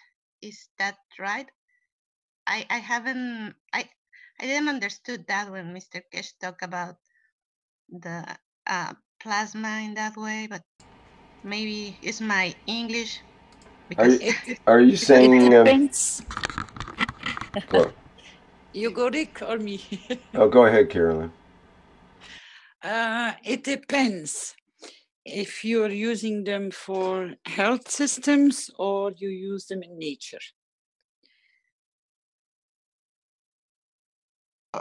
Well, I use all my Gans, my crystal Gans, well, dry Gans. When I was doing my praying when the hurricane and the tornadoes, but I was using it for also to purify the water. But it's okay. I understood your question. Thank you. If you listen back to what Rick brought as a part of Mr. Keshe's teaching, he says that it is there permanent. Because how it was created and how it was given, it sustains the energy. It will not disappear. It's only when, if you use them, the difference with health application, that means that the person depletes the energy faster and because of the need. And that's why we advise to replenish the ganses, because people say, you know, we make Gans pads and then we don't know how long and if they're still working, and there is a lot of confusion. And it came up in one of the private teachings among the students. And I said, there is a very easy trick to know if your Gans pad is still working. And that is when you use the simple system, which is a plastic zip bag, and you put a paper towel, like from a kitchen, or serviette in it, and you add your Gans water, plasma water, with a little bit of Gans, let's say CO2. We usually always go with a mixture CO2 and zinc, and we always add a few drops of CEO water with it so that you do not create fungus among your pads. Then try to extract the air as much as you can, and then you seal it. Now, when you take that pad in your hands, it feels cool, very nice cold. It does not go to the room temperature. Now, if you in, let's say, 2, 3, 4 weeks, you pick the pad up and you touch it and it is nice and cool, it means the pad is still active. That's the easiest and the simplest way to explain that your pad stays active. It doesn't lose its field strength. But for you, and as many other people, to have reassurance, that's a simple trick to find out. But when you work in the environment, and you go back to the video, the first part which Rick showed from Mr. Keshe, next year, that protection will be still there, because it is, as was taught in so many different teachings, it is applying the Oasis system. And it is there to sustain and to prevent whatever is needed, and it's a shelter system. So don't be scared. Your work with your blessing, wherever you have poured the ganses or wherever you have applied them, they carry on working. It's only in certain cases we have noticed, but then we have to go into extreme details where they deplete their energy much faster, then those are excluded. But this has nothing to do with how we are explaining it now to apply it in the environment. Any other question? Or maybe Rick can add something to it. I think you covered it pretty good there.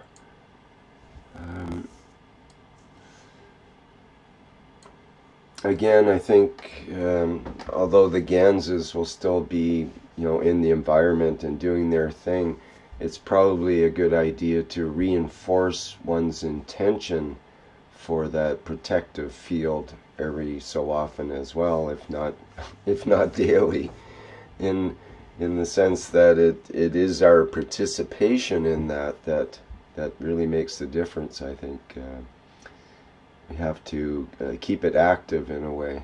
Maybe that's a way to check in, whether the check in every so often with our physicality Ganses, what we carry around with us, and sense whether the other Ganses in the environment are doing that protective thing, or do they need to be reinforced? Is it time to go around with I think Tom Salas had a backpack sprayer that he had the CO2 Gans water in it, and he would go around and spray around the area where the garden was and so on.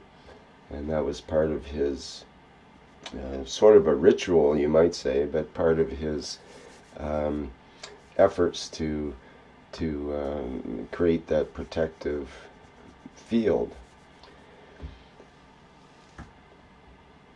So we always have to remember we're part of the picture when it comes to this technology. And that's what, in a way, makes it different. Yeah, because if you analyze what Mr. Keshe was teaching, the information sits in it. If we can gather the funds necessary, let's say to have spray planes and to spray the Gans waters in designated places, because the whole foundation, all the knowledge seekers are day by day or day and night involved in this process. Your energy is always connected and is sustaining the whole process, how it's getting expanded. The more we give, the more we receive. So you generate the intent. And that's why this platform has come into life, to make sure we connect with as many people for the understanding how we can bring so much more peace among not only ourselves, but with our whole surroundings and everything that is present on this planet. Thank you, Rick. And thank you, Viola, to re-emphasize this question.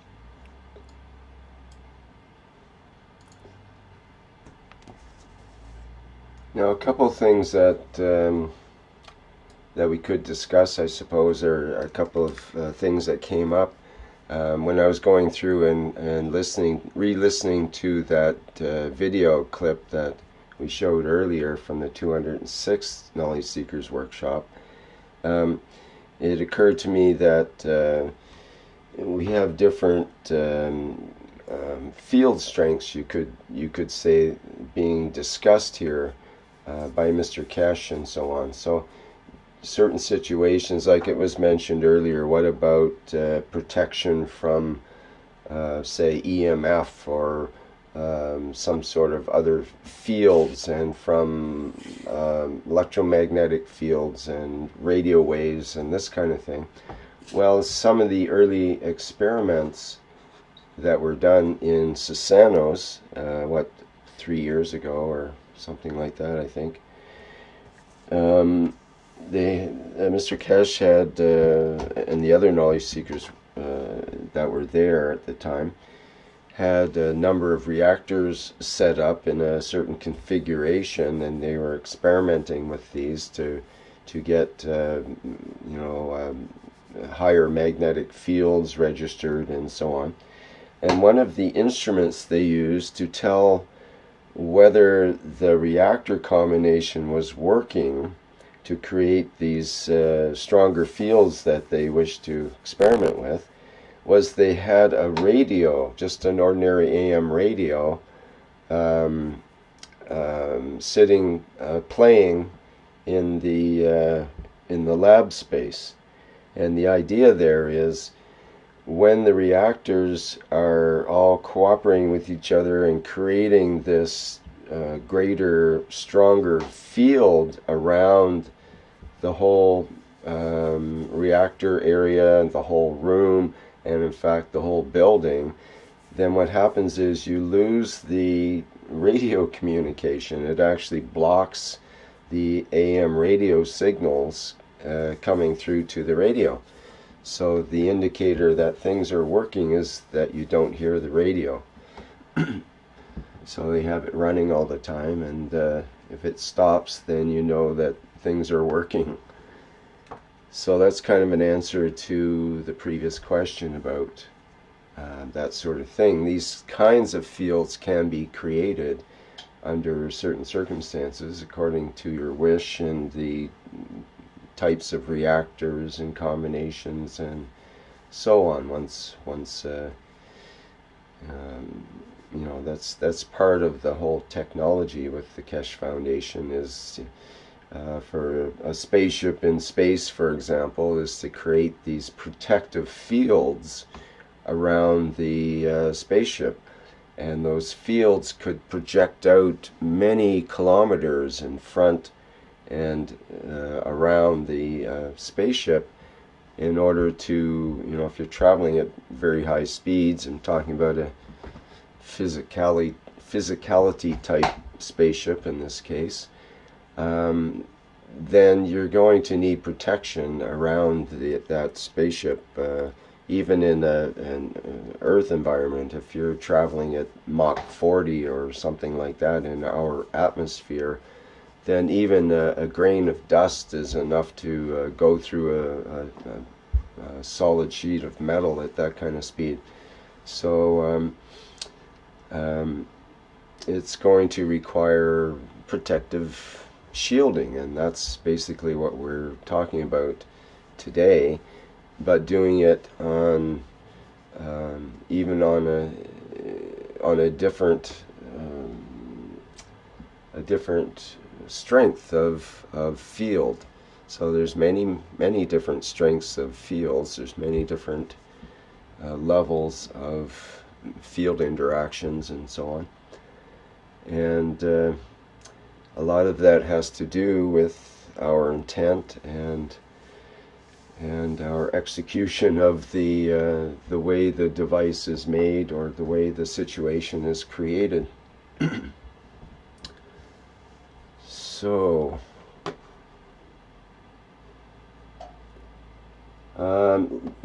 there's like Bullet in the chat is having some trouble with the he wants us to describe the process again. Is it a CO2 spray on a paper in a Ziploc bag? Yeah, yes, if you search on Google, you should be able to find you know, making pain patch, or you know, Keshe making pain patch, or Keshe pain patch, something like that. Should show several videos on people making these pain patches. But it's basically, if you review what Caroline said a few minutes ago on the video, then she said it very exactly, and I think it's pretty clear there.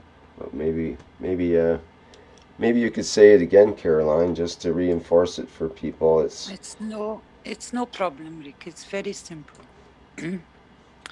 You take a plastic zip bag, you know, the ones which are sealing, which you usually use for keeping things dry or to put things airtight in the freezer.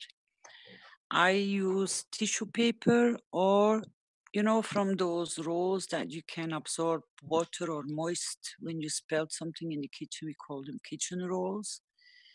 We moisturize them with the plasma water of CO2 and zinc water, and we add a little bit of the Gans itself to the water.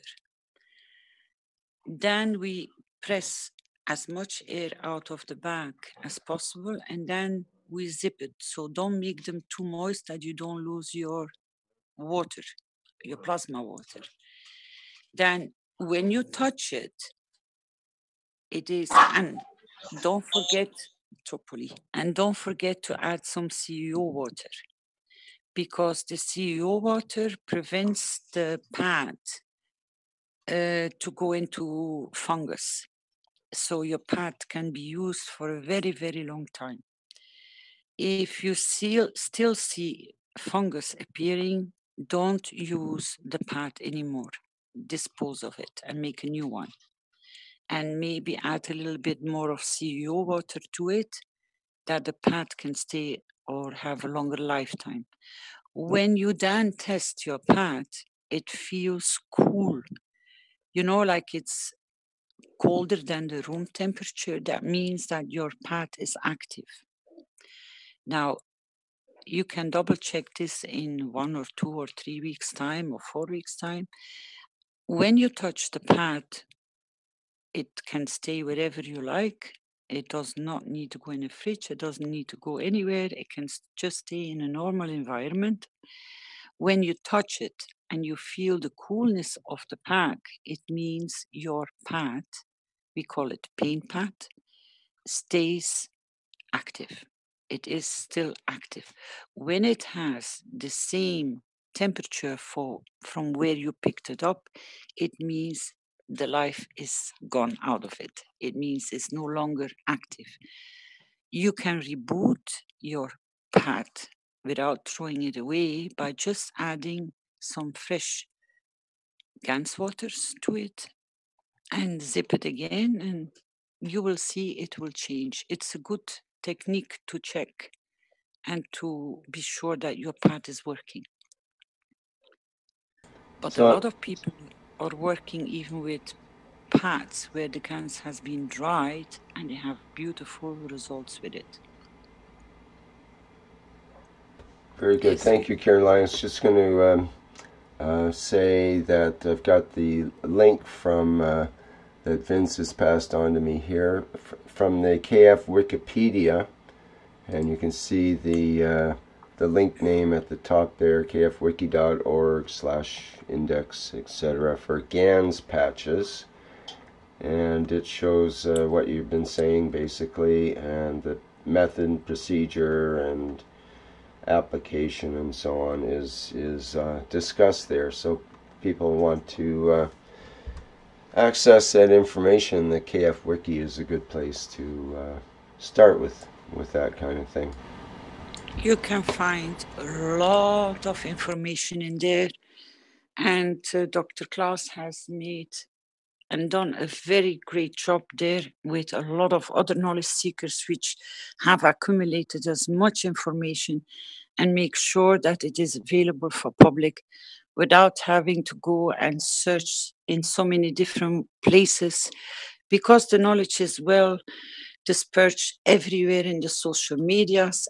And if you can pick up some names when you are now in this platform, if you link up with other knowledge seekers, they will be more than happy to help and to embrace you with the knowledge they have obtained until today. So don't hesitate. We are there for all of you. Thank you. Okay, thank you. I see that Tom mentions in the chat, Tom Salas I'm talking about, says, I think an important point to make is that water is the vehicle that we use, and water holds memory in the same way crystals do. So we should clean the memory of the water regularly if we don't want it to hold any unwanted information.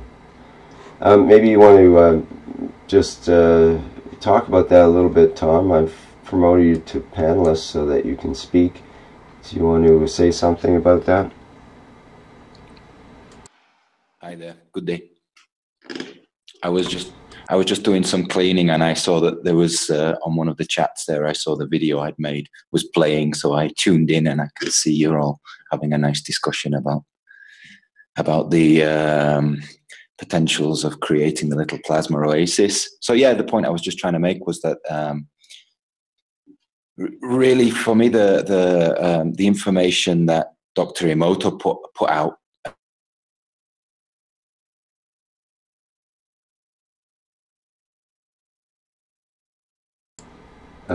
sorry, Tom? I think we lost him. The main information that Dr. Emoto put out was the last we heard. Yeah, it's to do with the memory. And that's very important and very beautiful because we are composed of water as well. So we can, if you think about it, apply it to ourselves.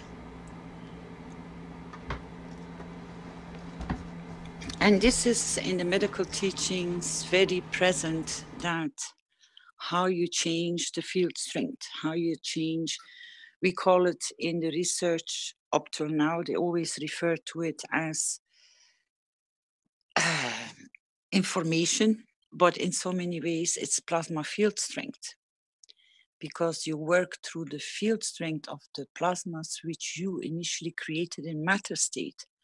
But we always try to inform and make sure people are aware that we are working with the field strength, because if you think about it, if you have applied the Gans as Tom has done in his garden and the trees, the storm, the Gans water doesn't reach, let's say, 10, 15 meter or 50 meter high. Huh? The water stays on the surface. It's the field strength which has created the oasis dome, as we call it, the field strength of the Ganses. So that's the plasma field. And that's the strength. You can imagine how strong it is if you know that you apply the water to the soil and to the plants, and that the tree absorbs it through its roots, the plants, the flowers, but that it is the whole environment which has not been touched. So the Gans is not 50 meter or 10 meter or 20 meter high. It is because of the field strength that that place has stayed intact, because the house is about 5 meter, 3-4 meter high. I don't know for sure. Tom will have more information about this. But that's what you have to realize, that we are always working through the field strength and the positioning. Have you managed to get Tom back yet?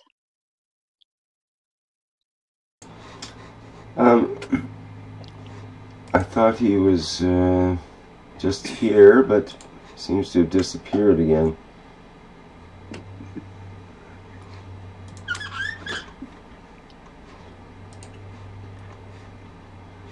He will pop up. He will come back up if he gets his internet stable. Anybody else wants to know more?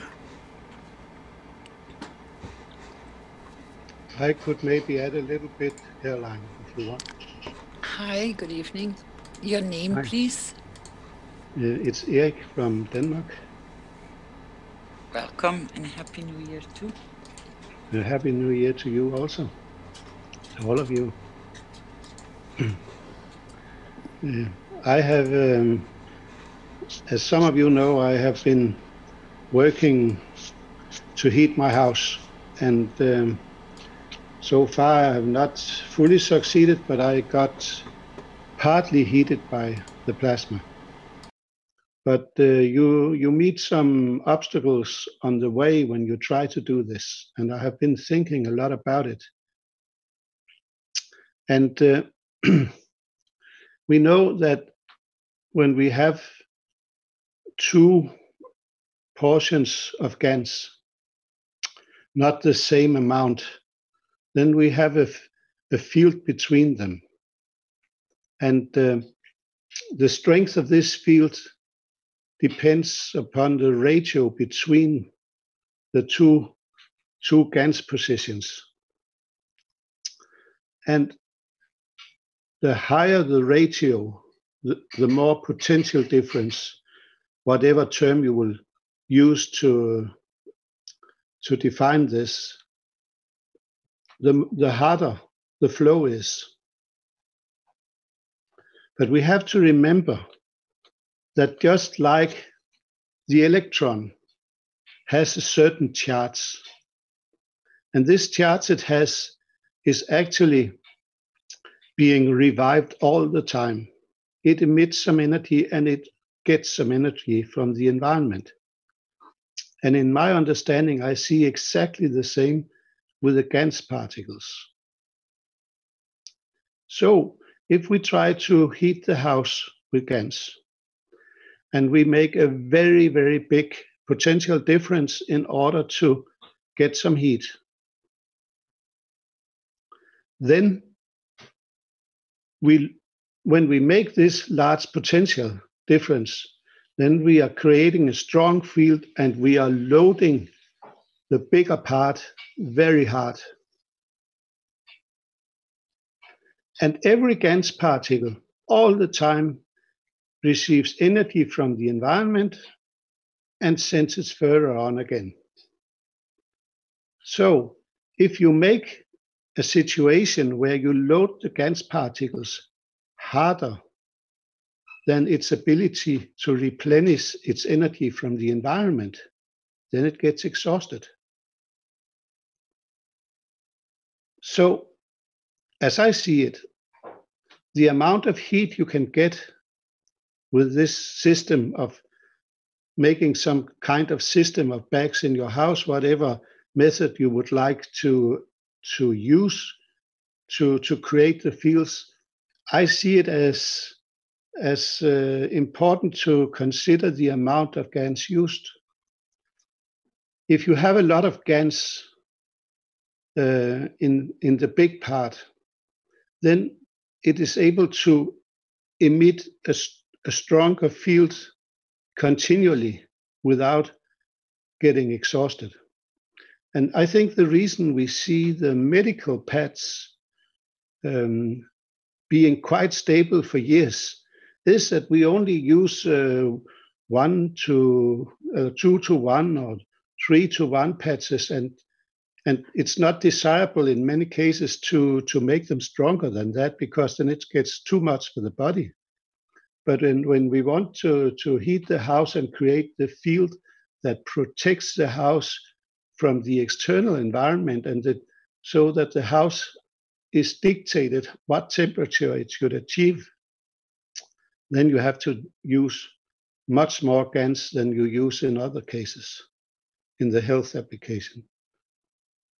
So this is how I see it for now, and I will continue with this until I see something else.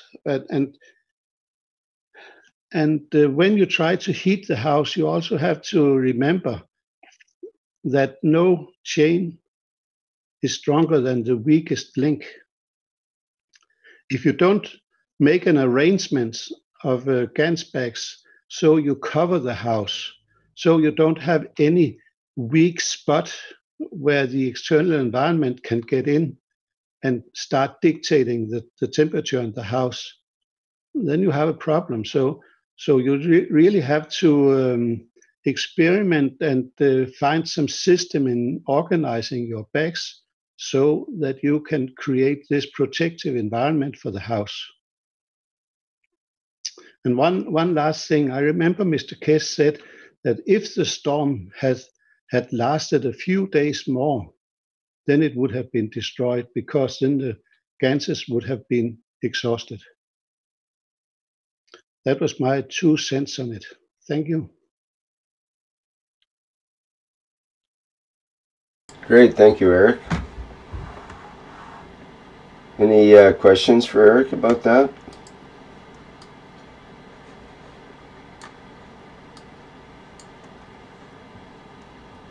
There was a question maybe you can help with, Eric. I can try to answer as well, from Andreas, who says, is it possible to measure the field strength with a Gauss meter or a microtesla meter.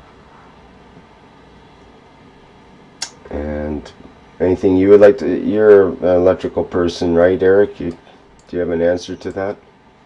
I think it was so simple. Mr. Keshe would not have asked if someone had a solution to that. Yes. Because Mr. Keshe is quite smart, and I think he do his homework, and I'm sure he has searched every possible measurement instrument to find something that can do this. But Yeah. as for the AM radio you talked about, I have done experimenting with energy for many years, and the AM radio was one of the ingredients, because if you manage to get something working, then it also creates this field. All these old-fashioned so-called free energy devices, they all work on the same physics. The way Mr. Keshe has told us is a lot smarter way to do it, and also quite more easy to do it. But with these experiments, you could also stop the radio transmission, so you just hear noise, just like the background noise is amplified. So the white noise you typically hear when you have an AM radio not tuned into a station, this white noise gets stronger when you get something to work. Right, and also I've noticed with my AM radio circuit detector that I have, if I'm close to a plasma ball, then it blocks all of the ordinary, AM radio signal. Basically, it's that plasma field. In that case, even of a plasma ball is pretty intense, and it has its own field around it that tends to block most of our other stuff.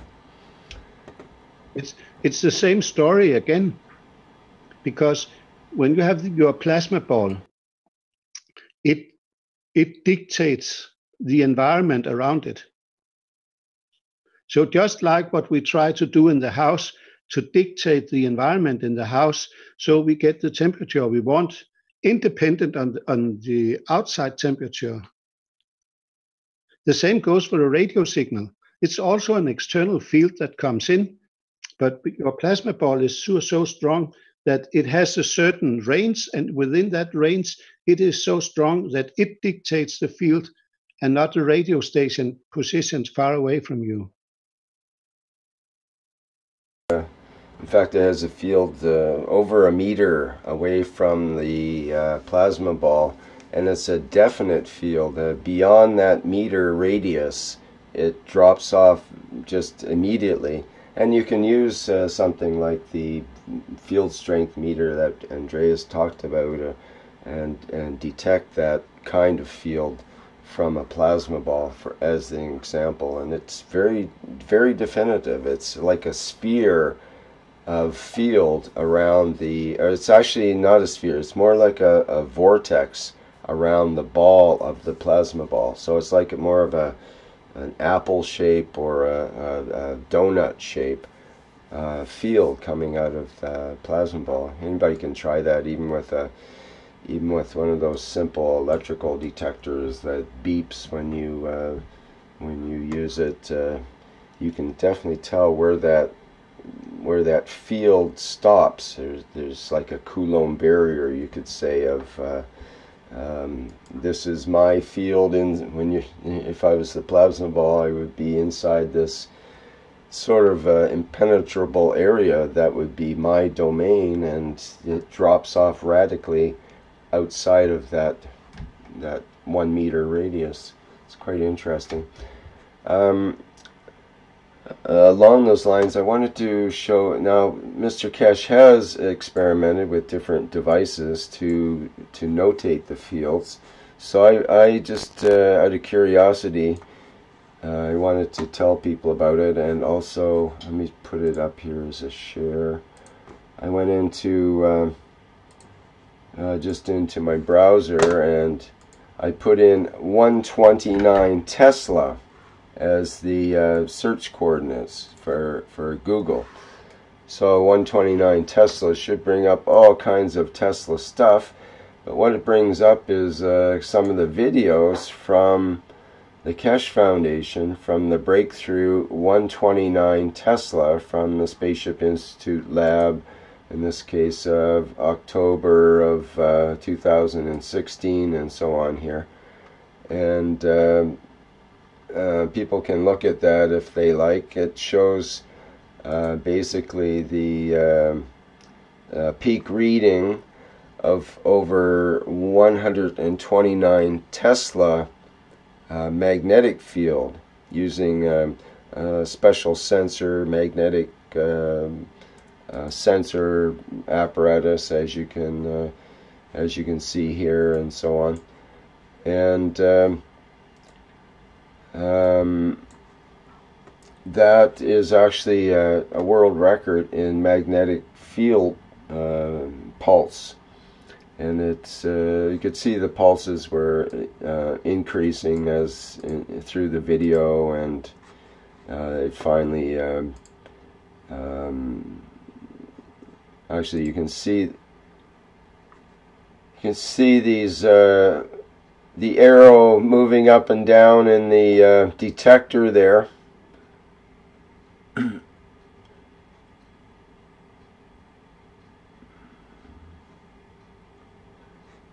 And anyway, actually, maybe I will just play the.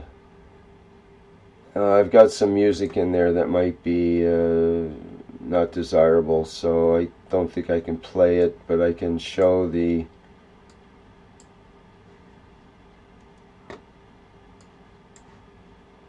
I'm not sure if there is or not, actually. Oh, there it is. Okay.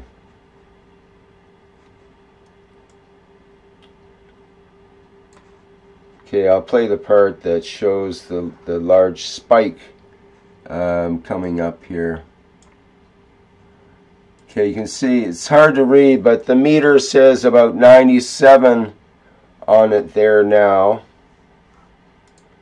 Okay, let me share the audio as well, because I'll have to optimize as well. So let me just reshare that part, and I'll go back a little bit.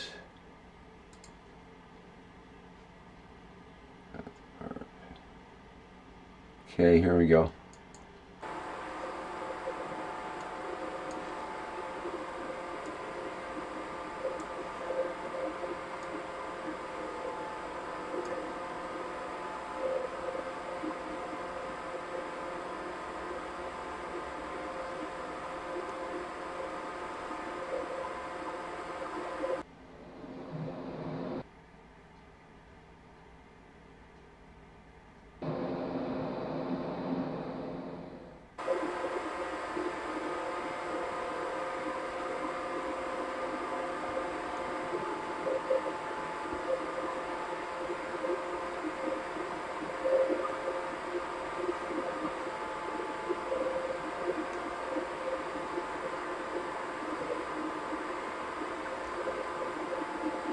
So you can see the arrows on the gauge there. There's big magnetic pulses going on at this time.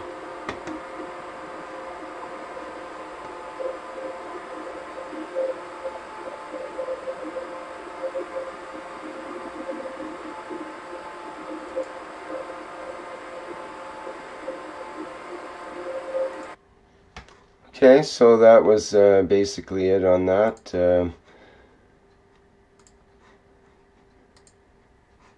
It's quite an interesting phenomenon, that's for sure. For how long did this strength occur? Well, it kept pulsing at that point. The meter actually takes the maximum. It was at, I think it was at 97 Tesla before it hit the 129 pulse that pushed it up. And you could see there's additional, it's kind of like an earthquake, and then you have aftershocks well, there was the major pulse, and then you could see a series of large pulses after that.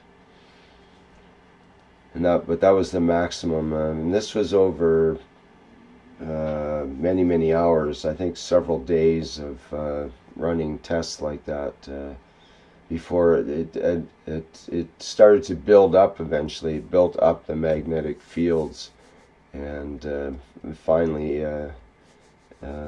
expressed itself in these pulses that went over 100 Tesla, which is extremely strong. It would normally take literally the energy of pretty much an entire country in a micropulse to be able to do that in an ordinary lab. I think they've only done. They have never reached that level. Yeah, I think they've only gone. Not even close. I think it's below 10 or 20 Tesla, the maximum they have got other places. I think there's one that they did over 100 Tesla recently. But I think they blew up their equipment when they do it. It's very hard on their magnetic coils and so on. They have these copper coils and everything so carefully wound, and they put this huge power pulse through and massive amounts of energy, and it usually just melts everything to get the effect that they need. And then they have bragging rights from then on until the next experiment and the next grant and the next few $1 million to put into it. But in the case of Mr. Keshe, he worked with 20 watts of electricity or something, and just through the interaction and this concept of the free plasma that was being created in the center of this 4-core reactor combination that was running along with other reactors in a combination around it. Like you mentioned, Eric, the gradient being so important. Well, that was the important factor in that whole experiment that I just showed. That video, that arrangement of reactors, it was because of the gradient of another reactor that was down on the floor next to the main reactors that Mr. Keshe was running as the central, core reactors. And there's several other knowledge seekers reactors that were around, as well as others of Mr. Keshe's. And it was the gradient, the draw, you could say, from one of the other reactors that created the energy within the configuration that he was working with. So as you were saying, and the more that gradient, the more there's a big one and a small one, that's what creates that well, in this case a pulse or a magnetic field, in the case that you're talking about, this heat energy, which is essentially what happens when magnetic fields rub together. You get heat. Yes, and maybe I should add also that I have also tried to use some dynamic reactors for creating heat. But in that case, I very quickly experienced that this wear down of the Gans, that it got exhausted, because I use an infrared gun for measuring the wall temperature. And when I started the reactor, in seconds, the wall temperature rose 4 degrees. But within 15 minutes, it was completely neutralized, was back to normal, the temperature before I started it. And my theory about this is that we have learned that the stronger gives to the weaker. So one of the things I will try to exploit, and I think it's important for many people who feel the cold a little bit too much if they cannot afford to heat the house, and they have a cold environment to live in every day, that they maybe try make some more ganses and put it near the rotating reactor. My thought about this is that if you use the rotating reactor or just ordinary bags to create a field, and you ask more power of the Gans than there are particles to do to deliver this power, then if you have a large amount of Gans in a bottle, then according to the rules, when the reactor gets low in energy, get depleted, whatever you want to call it, and you have this Gans beside it, then it must give to the weaker. So this could maybe be used to get more heat in the house. I just in need of more Gans, so I cannot do these experiments right now, but I will soon get some more. That'll be the cry of the future. More Gans! More Gans! We need more Gans! Yes, we certainly need more Gans, and we have to also have to learn how to be better to make it. But that's another thing. Well, we have Tom has mentioned he's might be back in action here. His internet's been fine all day. That the moment he started to chat, it went down. And we find that sort of issue seems to happen a lot with us here, but that's okay. We'll put up a protective field around ourselves and try to keep it all together. Tom, did you want to say something now, or recreate what you were saying earlier? Hi, Rick. No, I was just basically, I don't know how much of what I was saying you got before I got booted off there, but basically I was just saying that the water that we use for the plasma is needs its memory clearing if it, you know, depending on what job you've used it for, it will retain the memory. And I would love to see some images of how we can change the structure of the water, the before and after. Like I mentioned Dr. Emoto's work. He gives a really nice visual of the change of structure of the ice crystals that he photographs, depending on what happens to it. So I think that's what important that people should know, that is that when we do drain the energy of the water, I believe that we can sort of zero it again and reinforce its strength just by using our intent and doing the same kind of clearing we would do with the crystal. We can do that with our plasmas. That was basically the point I wanted to make. Okay, that's a good point. I know that at some point we will be showing some pictures of the frozen ice and the different field interactions and so on with that. I think in probably one of the next Knowledge Seekers workshops, Mr. Keshe would like to talk about that. But we'll wait on that. I'd love to see that. Otherwise, we can't really show Mr. Emoto's work unless we can get it not copyrighted. Go ahead, John. Is it John? Or no, Eric? It was me. Okay. I was just saying that if I remember right, if you heat water above 78 degrees Celsius, then the water loses its structure, and that is the same as its memory.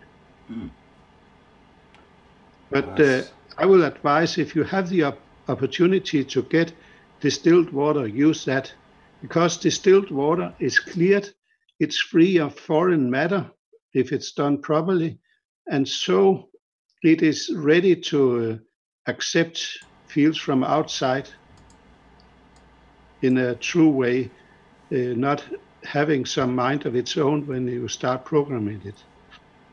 Mm-hmm. Yeah, I think that's best to do whenever possible, is to use the distilled water. some circumstances it may not be possible. Tom, for you, is it easy to get distilled water, or are you you'd be using probably the local spring water more than anything else? Yeah, what we do here is we use the plasma devices to structure the drinking water. You can buy what they call a garrafon here, which is just a big, I don't know, 10 liters of water that's drinking water, because you don't want to drink from the tap out here where I am. And so we use the different little plasma devices to structure the water, then use that structured water in the if we're making patches or if we're sending out plasma water anywhere. So we kind of have plasma devices as a part of that process, because yeah, we can get, I mean, anywhere there's a gas station, you can usually buy distilled water in a little bottle if you know, if you can't get it anywhere else, but it's more money. So I find it's cheaper if you do your own water structuring and then apply that afterwards.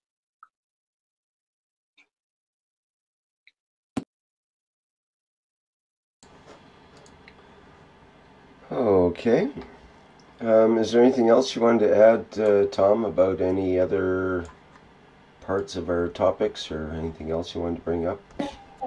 I missed a big chunk of the first part of the session there, but I would just say that talking about the Plasma Oasis, I've had loads of people have been asking me, you know, what systems and what did you use and what, and I think the key is it's not so much about what systems you've used and what type of plasma devices you've used and what have you. I think it's the connection between yourself, as I mentioned before. I tried to emphasize it, but I think it's more about your DNA being present, and then the plasma reinforcing or strengthening the fields that you use. If it's your garden or your home, if you're spraying the plasma, or like we did, if you put it in the paint of the walls or whatever, I think let your DNA be present, and let there be, as you said, spitting on the seeds.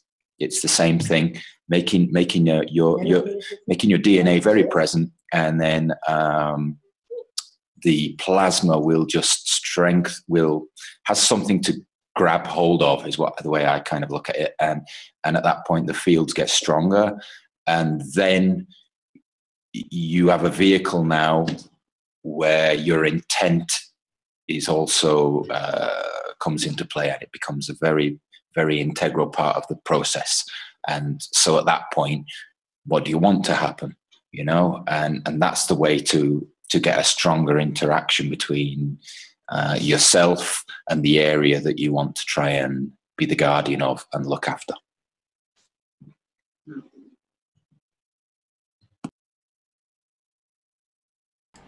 Yes, good point, indeed. So the folks who are, sorry, I'm just eating a bit of lunch as I'm speaking.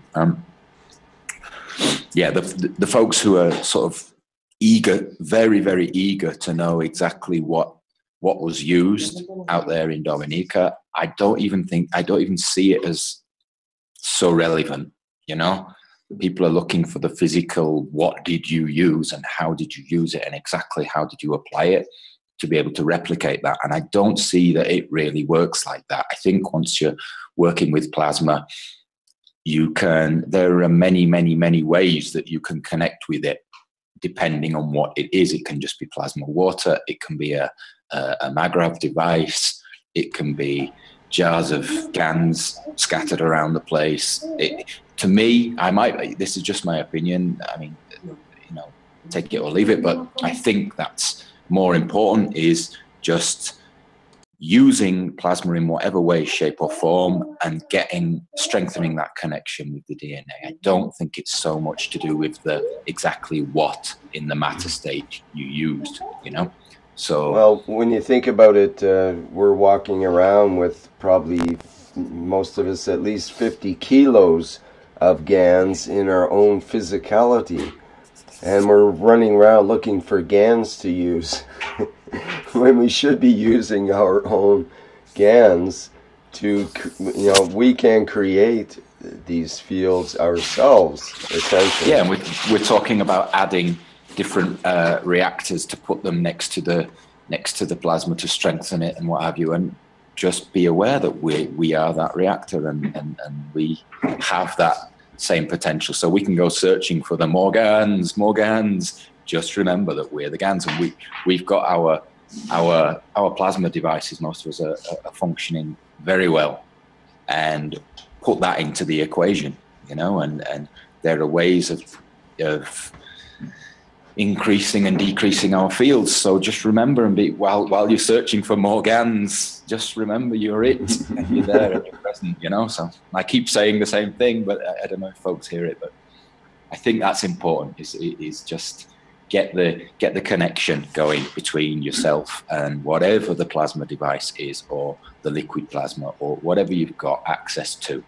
And and be conscious that you, like I said, just to reinforce the point, clear that energy. If ever you feel that energy is getting hazy and it's losing strength, use yourself as the plasma reactor to replenish that, because you do have that ability. Right on. Yes, I remember, like we looked at the 129 Tesla video there a short time ago, and I remember at that time several of us around the world were running our own reactor combinations at that time, usually in this star configuration with 3 or 4 reactors in running at once, rotating little spheres of Gans material. And so we're all trying to connect our reactors together at that time, and we were working, with Mr. Keshe. He suggested that to some of us, and we were all connected by video link to the one in Sasanos, and we had our own that were showing each other with video and so on. And we're also we're not just showing our reactors, we're also attempting to connect ourselves to our reactors and to these other reactors and so on. So it wasn't just a mechanical thing. It wasn't just a device-orientated experiment. This experiment involved the feelings of the individuals involved and the fields of the individuals involved. And that was actually, at the end of the experiment, way more important than the actual 129 Tesla, magnetic fields that were given out by this whole thing. At least in my mind, it was at that time. I mean, both. Yeah, exactly. You've got everybody's watching the reactors and wanting to know what reactor is present, and I'm pretty sure there were some very strong human reactors there present at that moment. Well, that's right, and as well as the strengthening of the fields that were coming externally from everyone else that was doing the experiments. Right. So it works both ways. Ways in a way. And I remember at certain times when those peaks were coming on the meter and so on, like we were really paying attention, really tuned into this situation and so on. And you could feel it at times you'd feel it just before you'd see the meter going, so you would feel it before all the signals came through the systems, and the time lag and the that lapse of a few parts of a second or whatever. You would feel the effect before you'd see the effect. So it was interesting that way, and confirmed to me that was the more important aspect in a way. Also, for me, I was amazed the first time I heard this idea that Mr. Keshe described it in one of his very early interview videos, and he mentioned how'd it go? He was saying that he was talking about his reactors, the ones in Iran, and he was working with these with special gases and so on at that time, special environment in these reactors, and he said that he would pray to his reactor before he would start it up, and he might start up a reactor 100 times in a day with different settings and different experiments and whatnot. And he would said that he would pray to his reactor and he would interact with it. And I thought, geez, that's an interesting way to look at things. And he said that his prayer would be, I hope you're going to have as much fun with this today as I am. And so he would basically give this blessing to the entities within this reactor, and he made that, to him it was alive, and it was a living, interactive thing going on. So that to right, me, it woke me up a bit and made me realize. Also, you think of all the people that are present in those moments. If we're looking at that 129 scenario, and while everyone's buzzing around looking at the reactors and getting excited about it, is there a way that you could sit that? I'm sure, I don't think this will have happened, but maybe it did. But if everyone present in that moment there, is there a way that you can start strengthening your own fields as humans? Can you join hands? Would that strengthen the fields? Could you put your heads together in formation? Would that strengthen the fields? Could you, what were the ways that if you start looking at yourself as the reactor and you've got all these other dynamic reactors running, what can you physically do with your bodies that can strengthen those fields? What can you use? How can you use your body to make the reaction more dynamic? And while we're all buzzing around doing experiments like that, usually it's the last thing that you're thinking of. But if it's a way, who knows, you might have got it to 139 if everyone had held hands around the reactors and stuff. I mean, it sounds a little bit airy-fairy, but I think all that's in play here. Yes, definitely. It's part of science that's been more or less ignored over the period of science, because the whole thing about science is it's supposed to remove the observer from the experiment, and that's the opposite of what we're talking about. We're talking about inserting the observer into the experiment, because that's the most important part of the experiment. Silly. which is where it becomes out of science and becomes spirit science, which to me is where things are moving naturally now. We've got this other part of the equation that we've got to put into it, because it's a nonsense thinking that you can't, that the human element of spirit is not present there and it's not affecting the outcome. Of course it is. So science has now got to go to a place where it starts working with spirit, and I think that's what we're doing here. This is spirit science is one word package for it, or science of the soul, you might say too. Yeah, exactly. Or knowledge of that.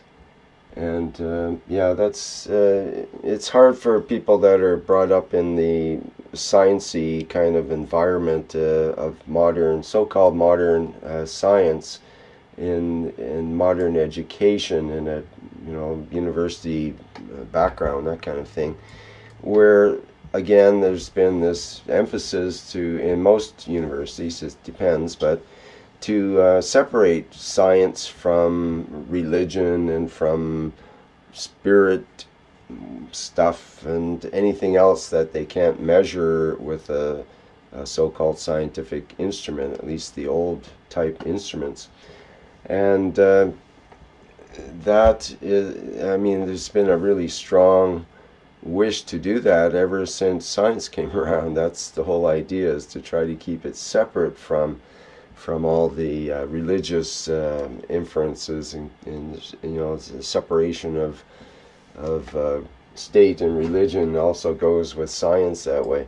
But now we see that more and more, especially they get into this quantum level of science, and things are getting, looking at it smaller parts, and in looking at different dimensions and different ways that we can complete the picture, because the physicists and scientists they're coming up against blocks in their theories that suddenly, and you get into the tiny wee world of the micro and nano and quantum and so on, the rules don't apply the way they were supposed to.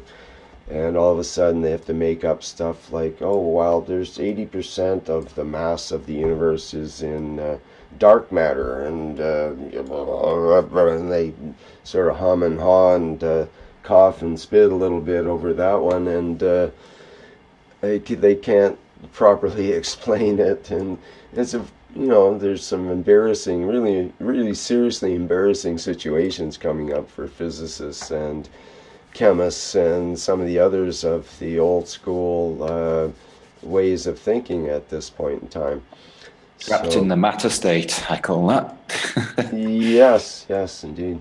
And there's a question in the chat there about has anyone used Kirlian photography to detect the plasmatic fields? And that, I've spoken about that before, and yet I've got an image there on my computer somewhere that shows the difference. I've shared it with you guys before now, and yep, you go into the royal purple. We discussed it before. I don't know if you remember.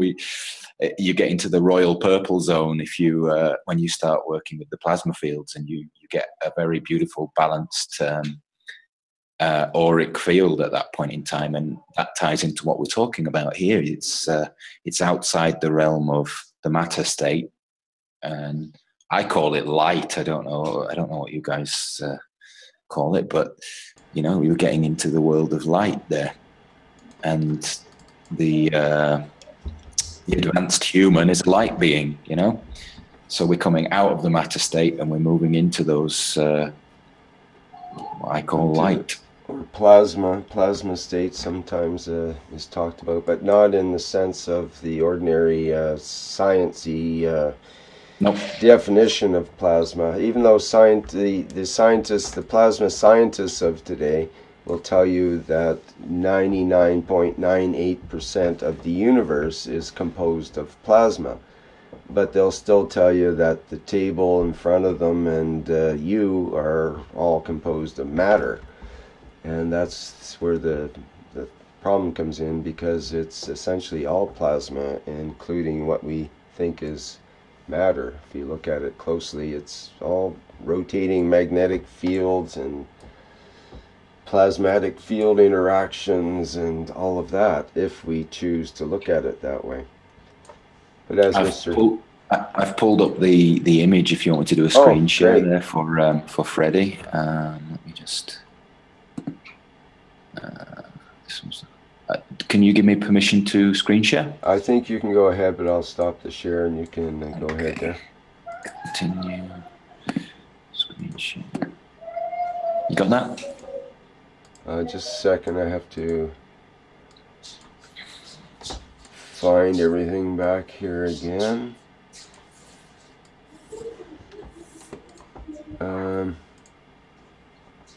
Second. Okay, it's a video. Is that what we're playing, or? No, it's just an image. It's the Kirlian photography, to answer Freddie's question. I'm not seeing an image yet here. Are you sure you're sharing? Reshare. I believe it says I'm sharing. I believe it's an aura photography and not a real Kirlian photography. Kirlian photography is done under discharge of high voltage.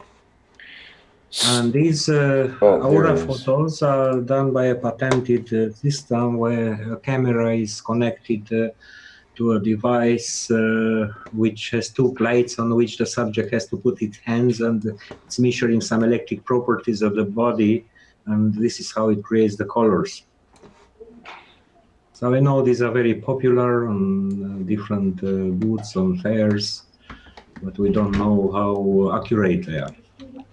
Yeah, right. Let me see if I can. Actually, you can buy such an apparatus for a couple of $1,000.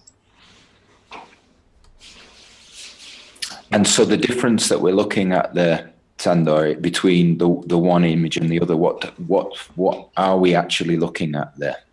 Sorry, I've stopped sharing there, so we can, if I can bring it back up if you like. Sure, that'd be best. Okay, screen share. So the images that we're looking at there, if that is not Kirlian photography, what has caused the difference in the color that we are seeing in the image? It's the difference in the electric properties of the body, which are measured.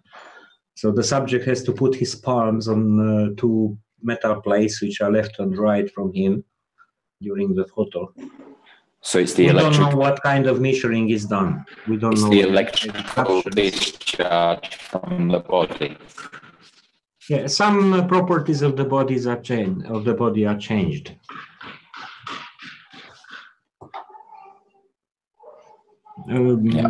The pattern description is public, so you can find it, you can read it, but it doesn't give explanation of how that electronics will function.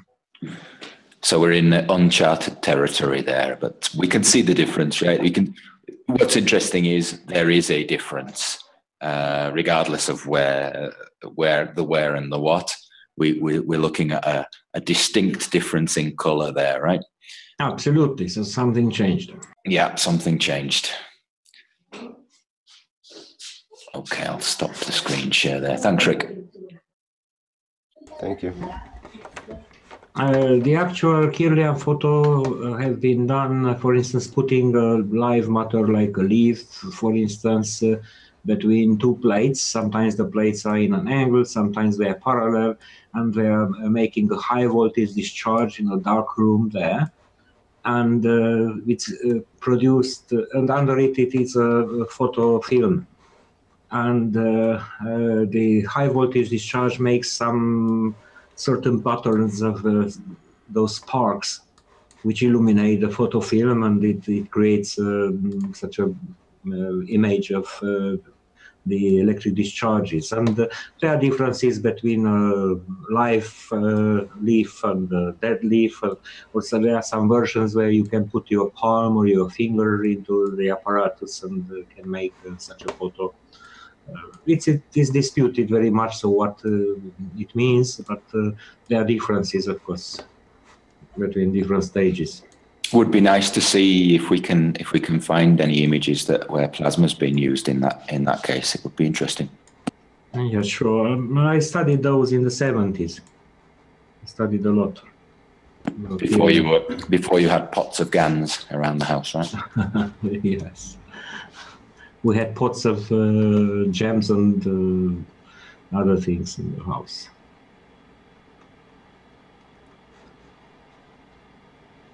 All right, very good. Now we learned something new. Thank you, Shandor, for that information. You're welcome. These are very interesting things, but we have to find some measuring method which is undisputable. So about these photos, there are so many controversies since decades. These are not new.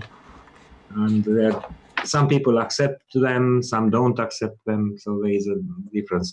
By the way, there are some companies, like one of the network marketing companies, I don't want to promote its name, who is selling all kind of biological active supplements and other things. Otherwise, it started with cosmetics, who has a device for such a measuring the biophotonic emission from the finger of somebody, and it tracks so-and-so data. Usually these are very nice, but not well documented. We have to go to find some new ways of methods for visualization or measurement of the plasmatic fields. So we have to find a phenomena where the interaction of the fields produces something which is measurable, observable, or visible in some way, through a conversion. You know, Rick, I made these little finger coils once upon a time, and they were nano-coated. And I resin coated them to protect the nano layers and popped them on my fingers and toes. So I had 10 little coiled nano coated devices, and you can feel the energy as you put them on. You'll feel a pulsing starting to happen in each extremity. And what happened was the pulsing was kind of off rhythm. So you would feel your right hand pulsing, your left hand pulsing a little bit at a different timing. And if you wore them for long enough, the pulsing would synchronize. And then eventually, so your hands and feet would end up, you'd feel this budum, budum, which I guess correlates to the heart beating, or I don't even know. And I set up one of these little tinfoil, spinning tinfoil devices where it's just a piece of kitchen foil put into a kind of a pyramidish type of a shape and put it on a little spike so that it was free to spin. And you can do this with your own energy of your own hands. You know, if you put your hands around the foil, it will start to spin. And that's obviously your own magnetical energy coming out of your hands that it's picking up. But when you put these little nano-coated devices on, it was so definite. It was amazing. I would put my hands and feet around the thing and it would start spinning at speed. Pull them back, it would stop. Put them back again, the thing would start spinning at speed. So it was like that was a nice visual on watching how the energy was transferred. It was becoming much more defined when you wore these little coils on your hands and feet. That was a nice visual. Again, the world of science wouldn't recognize that as anything, but I do. That's very interesting. That's very interesting because it can be easily reproduced. Yeah, for sure. And it can be correlated with the subjective report of the person who is testing it. What does he feel in the same time when he gives different results? By the way, spinning a small piece of foil or a paper of the size of a cigarette paper on the tip of a pin or a needle, it's exactly like it is the so-called Egeli wheel, which is a patented device that has an extra feature. It has a light wheel on a pin in balance, but it has an extra feature. It has an electronic counter which counts the speed by an optical device. I think it was somebody from Germany or Austria who put one like that near a maglev, and it has shown a higher rotating speed of the Egeli wheel, which it said it's measuring bioenergy. No, we didn't got a reply from Mr. Egeli, from the inventor. So what it measures his device, because it measures something very strong near maglev. Meanwhile, he's using, they used to give such interviews where he talks in very derogatory terms about all this plasma science. He doesn't accept it. Would he accept the measurements of his own measuring device? That's a good question. Well, I made a little video of this experiment and put it online, and there were quite a lot of people that just wouldn't accept what I put up was real. They were, dude, you're blowing on it. I said, okay, set up the same thing and try and blow it and see what happens.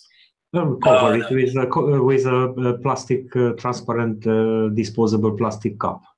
Yeah, I don't get the blowing. I just don't get pulled into those arguments. I say, well, yeah, if you feel I'm blowing it, then that's okay with you. No problem. No problem. No matter what you show for demonstration, always there will be some people who will say, "Oh, it's a magic trick." Yeah, exactly. Actually, I've seen somebody who did such a trick with such a spinning wheel, and he's shown how he did the trick by hiding some small holes into the small table on which he made it spinning at extremely high rate, actually by blowing it in a secret device, and later he disclosed how he did. You'd have to be, I think you need to get out more if you need to fake things like that. No, we teach people how to use this technology, how to use it. Whatever they'll feel and observe, it will be their own truth, their own knowledge. It will be nobody tries to enforce now to demonstrate something or to convince people. We are not convincing people. We try to enlighten them. The people who ask me to prove it, they keep saying, prove it. That's not proof, prove it. And I say, well, please just go and make an experiment yourself. And then one good test will prove all your theories and you will know. Yeah. Hi, Caroline. Yes, sorry I interrupt you. No. I hope I have taken the freedom for people to visit the island, to go and see with their own eyes. Proof is out of the blue, as we say. That's why we are bringing the knowledge for people to be taught. If they ask those and that many questions, we indicate them where they can make it themselves with all the support they can get. And then we can sit properly on the table, because what has manifested on Dominica is a beautiful example. How is that possible? Let them answer that and let them demonstrate it and try it themselves, as Sander says, as you says, and so many other knowledge seekers. We have no time to waste, no time to lose, to teach, to inform, to give, because the one platform we are all working on, and that's why I started this topic this morning or this afternoon, is world peace. Because it will bring so much peace in so many beings, not only humanity. Just give account, Tom, how many life presence is in that 1 hectare that you and your mom have created? How many small or big animals are even present without the plants? Well, again, it's according to the way you look at the world, and I see trillions. You know, I see every organism as valid. So I wouldn't just count the birds and the flowers. We get right down to that. You know, the absolute tiniest of living entities are present there, and each one is having an effect on that area. And if you can help to balance the energy in the land, it will. You're helping every level of life, and each one is valid. Because things get bigger, it doesn't give them more validity. They're all there and they're all present. So, as we have tried to repeat so many times, that's showing is, if anyone remember when I said, when you start applying the Ganses, and through you're changing your whole environment. Now you have the proof there in full display. It would be nice for you to go back in a few months' time and see how it has nourished more than it was before. Because the strength is still there, it will not disappear. And for sure your mom is present with her presence, and you from a distance. And with all that, so many other knowledge seekers have put their attention to the island. So automatically it is already receiving so much that it would be nice to go back in a few months' time and see what else and more has been added to that oasis state, as we call it. Yeah, it's a living example, and I think it will remain a living example. Now, I think it's coming to the eye line of enough people that it will remain a living example. But I feel that it's not even worth using it as an example to guide people who need proof and skeptics and what have you. I think it's time we stop paying attention to these folks and we just lead by example and live it, and stop responding to this we need proof, because the more of us that just are living it, it stops becoming about proving anything, and we just become the living examples of it, like the garden is. And I believe those people that need proof, they've got their own they're a living blockage to their own, what they're looking for. It's a bit like, you know, containing energy. They're like to give an example. It's like putting a lead box around something. You know, if you want to try and contain the energy within it, or like these people to me are like a living lead box, and as much proof as they need, and as much they want you to show them until they get up and have a go for themselves. And we're so used to being spoon-fed as humans that everything is given to us and we accept it or we reject it, until these folks go and have a go and start to do it with an open heart. They'll be in their lead box and they'll be sitting there with their arms folded saying, prove it, prove it, prove it. And so for me personally, I don't know how you guys feel, but time to start moving away from those people. And guess what happens when you become the living example? As much as they say, oh, you are this, you're that, and they'll call you names and whatever, but they gravitate towards you all the time. And they've got their eyes on what you're doing all the time. They keep coming back to you and wanting to watch what you're doing. Why? Because it fascinates them.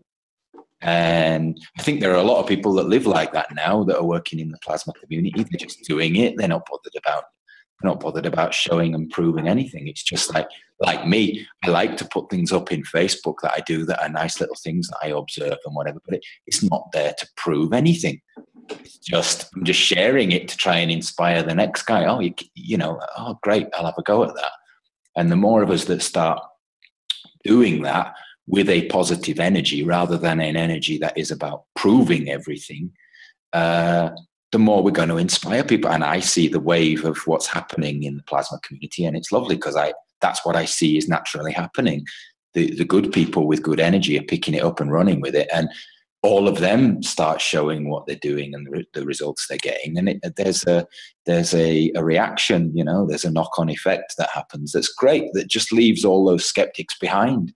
All they can do is just stand there scratching their heads and getting vexed about the fact that it isn't happening for them. And enough of us start leading by example like that, there's going to be it already is, right? There's like an unstoppable wave that's happened that's going to change the direction that we're heading and make it a much nicer world to live in, where we do all start appreciating that everything that has life is relevant, you know? That's the beauty, as Mr. Keshe always says, we inspire. And living and doing it, that's the way it should be, exactly as you explained. But a lot of people need sometimes to be taken by the hand, and it makes it a little bit easier to come and step over that bridge of whatever we call it. We are not time wasters. That's why I confirmed so many times to the knowledge seekers, have you realized what you have achieved? And it's just sitting down.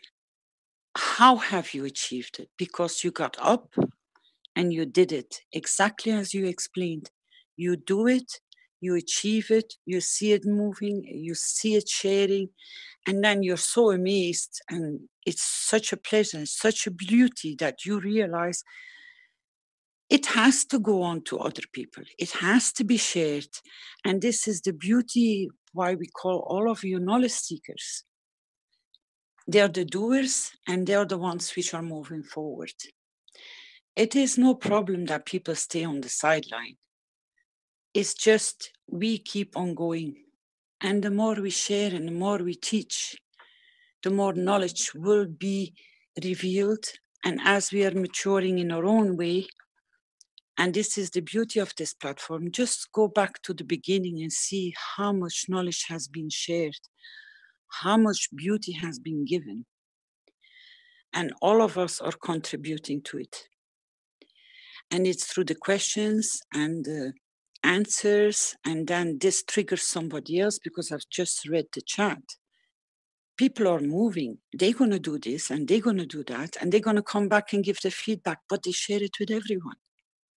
There is nowhere in any of the teachings or any of the meetings or any of the public platforms which anything is being held.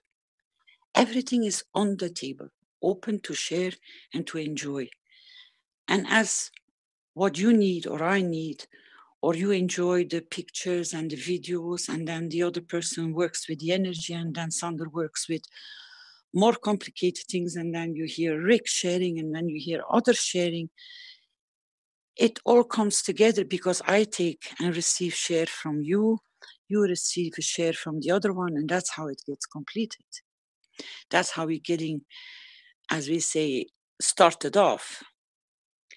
And I already passed so many questions to Mr. Keshe to be able to come, maybe to share them today or on Thursday, because people come with questions and they're amazingly interesting to see what can we learn from that? How can we explore there? What can we do more?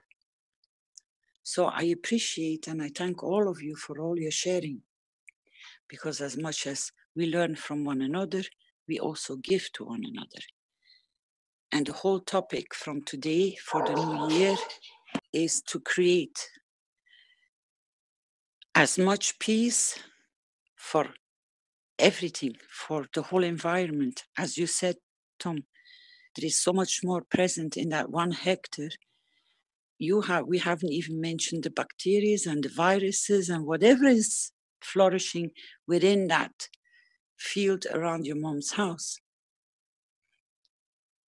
Yeah, and I think it's a point to mention is it's now, this information is much more accessible to the average guy on the street. And I remember tuning into the first workshop that was ever put up there, and I think we were maybe in Rick's laboratory, or and I was doing my best to keep up with it, because I had no knowledge of anything to do with anything like plasma technology, nuclear physics, I can't even say it.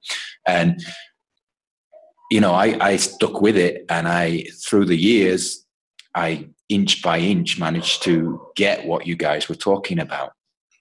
And it's different now. The teachings are totally different now than they were back then. Back then was highly technical and very, very difficult to follow if you're a layman. And these days, it's housewives and young kids and everybody and their dog are having a go at it. And now the information has it's been deciphered, and it's been put into understandable terminology for the rest of us, so we can all catch up with what's available. And I realized it was a process, right? It was it was necessary to start at the beginning and move through it slowly. But now there are thousands of people out there that are prepared to hold your hand. If you're someone that wants to have a go at it for the first time and hasn't got their head around the absolute basics of what it is yet, there's so many people out there now that will hold your hand and tell you, well, all right, this is what I did, let's have a go, boom. And then, that wasn't there a few years ago, but now there's a whole network of people who are there to ease people through it who want to have a go at it. And it means now that you don't have to be a scientist to do this stuff, which I think is just very cool. And I'm very grateful for you all for sharing that. So thanks. You're welcome. I see that Mr. Keshe is present. Would you like to share something with us, Mr. Keshe, before we close down? Yes. Happy New Year. And I hope you have a fantastic time in these sessions. And we carry on teaching on Thursdays. I've listened to most of these things, and I hope we can use most of this knowledge in a short time. There are big changes coming through, so we have to be ready for the changes, and we will be very soon introducing systems for measurement, and it'll be physical, tangible systems that it can be done. There is no mistake in the measurement, and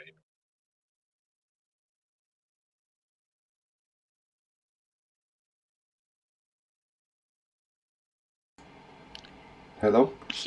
He must have dropped out. He has a bad connection. at this moment, so he will reappear again in a minute. Thank you very much. Thank you very much indeed.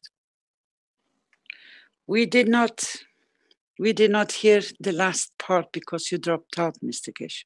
Oh, it keeps on dropping off. We have a bad reception. I know, that's what I said to Rick. Yeah, so thank you very much for being there. And as I said, I don't know if you heard, we are developing new technology for measuring our own technology. This is what the governments are asking us. And so we are responding, but in a very soft way, establishing parameters as it was discussed. And in so many ways, there are so many results coming internationally that it has changed the direction of the foundation. In the next 2 or 3 weeks, we will hear a lot. There is a lot of big changes on its way.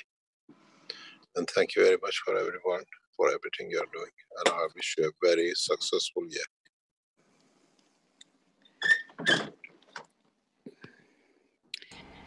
Thank you, Mr. Keshe. And I think, Rick, it's time for closure. We are 3 hours into the session. Yep, okay. Thank you all, knowledge seekers. I know for the ones which have started the day, they still have loads of work to do. But thank you for your presence. Okay, and I guess that wraps it up for today. Thank you everybody for attending the 23rd One Nation, One Planet, One Race for World Peace for Tuesday, January 16th, 2018. And I'm not sure, do we have some music to go out with today? Should we play the something, Vince? What do you think? Rick, we always go out with music. Yeah, see where I have to find it here. We have the slideshow.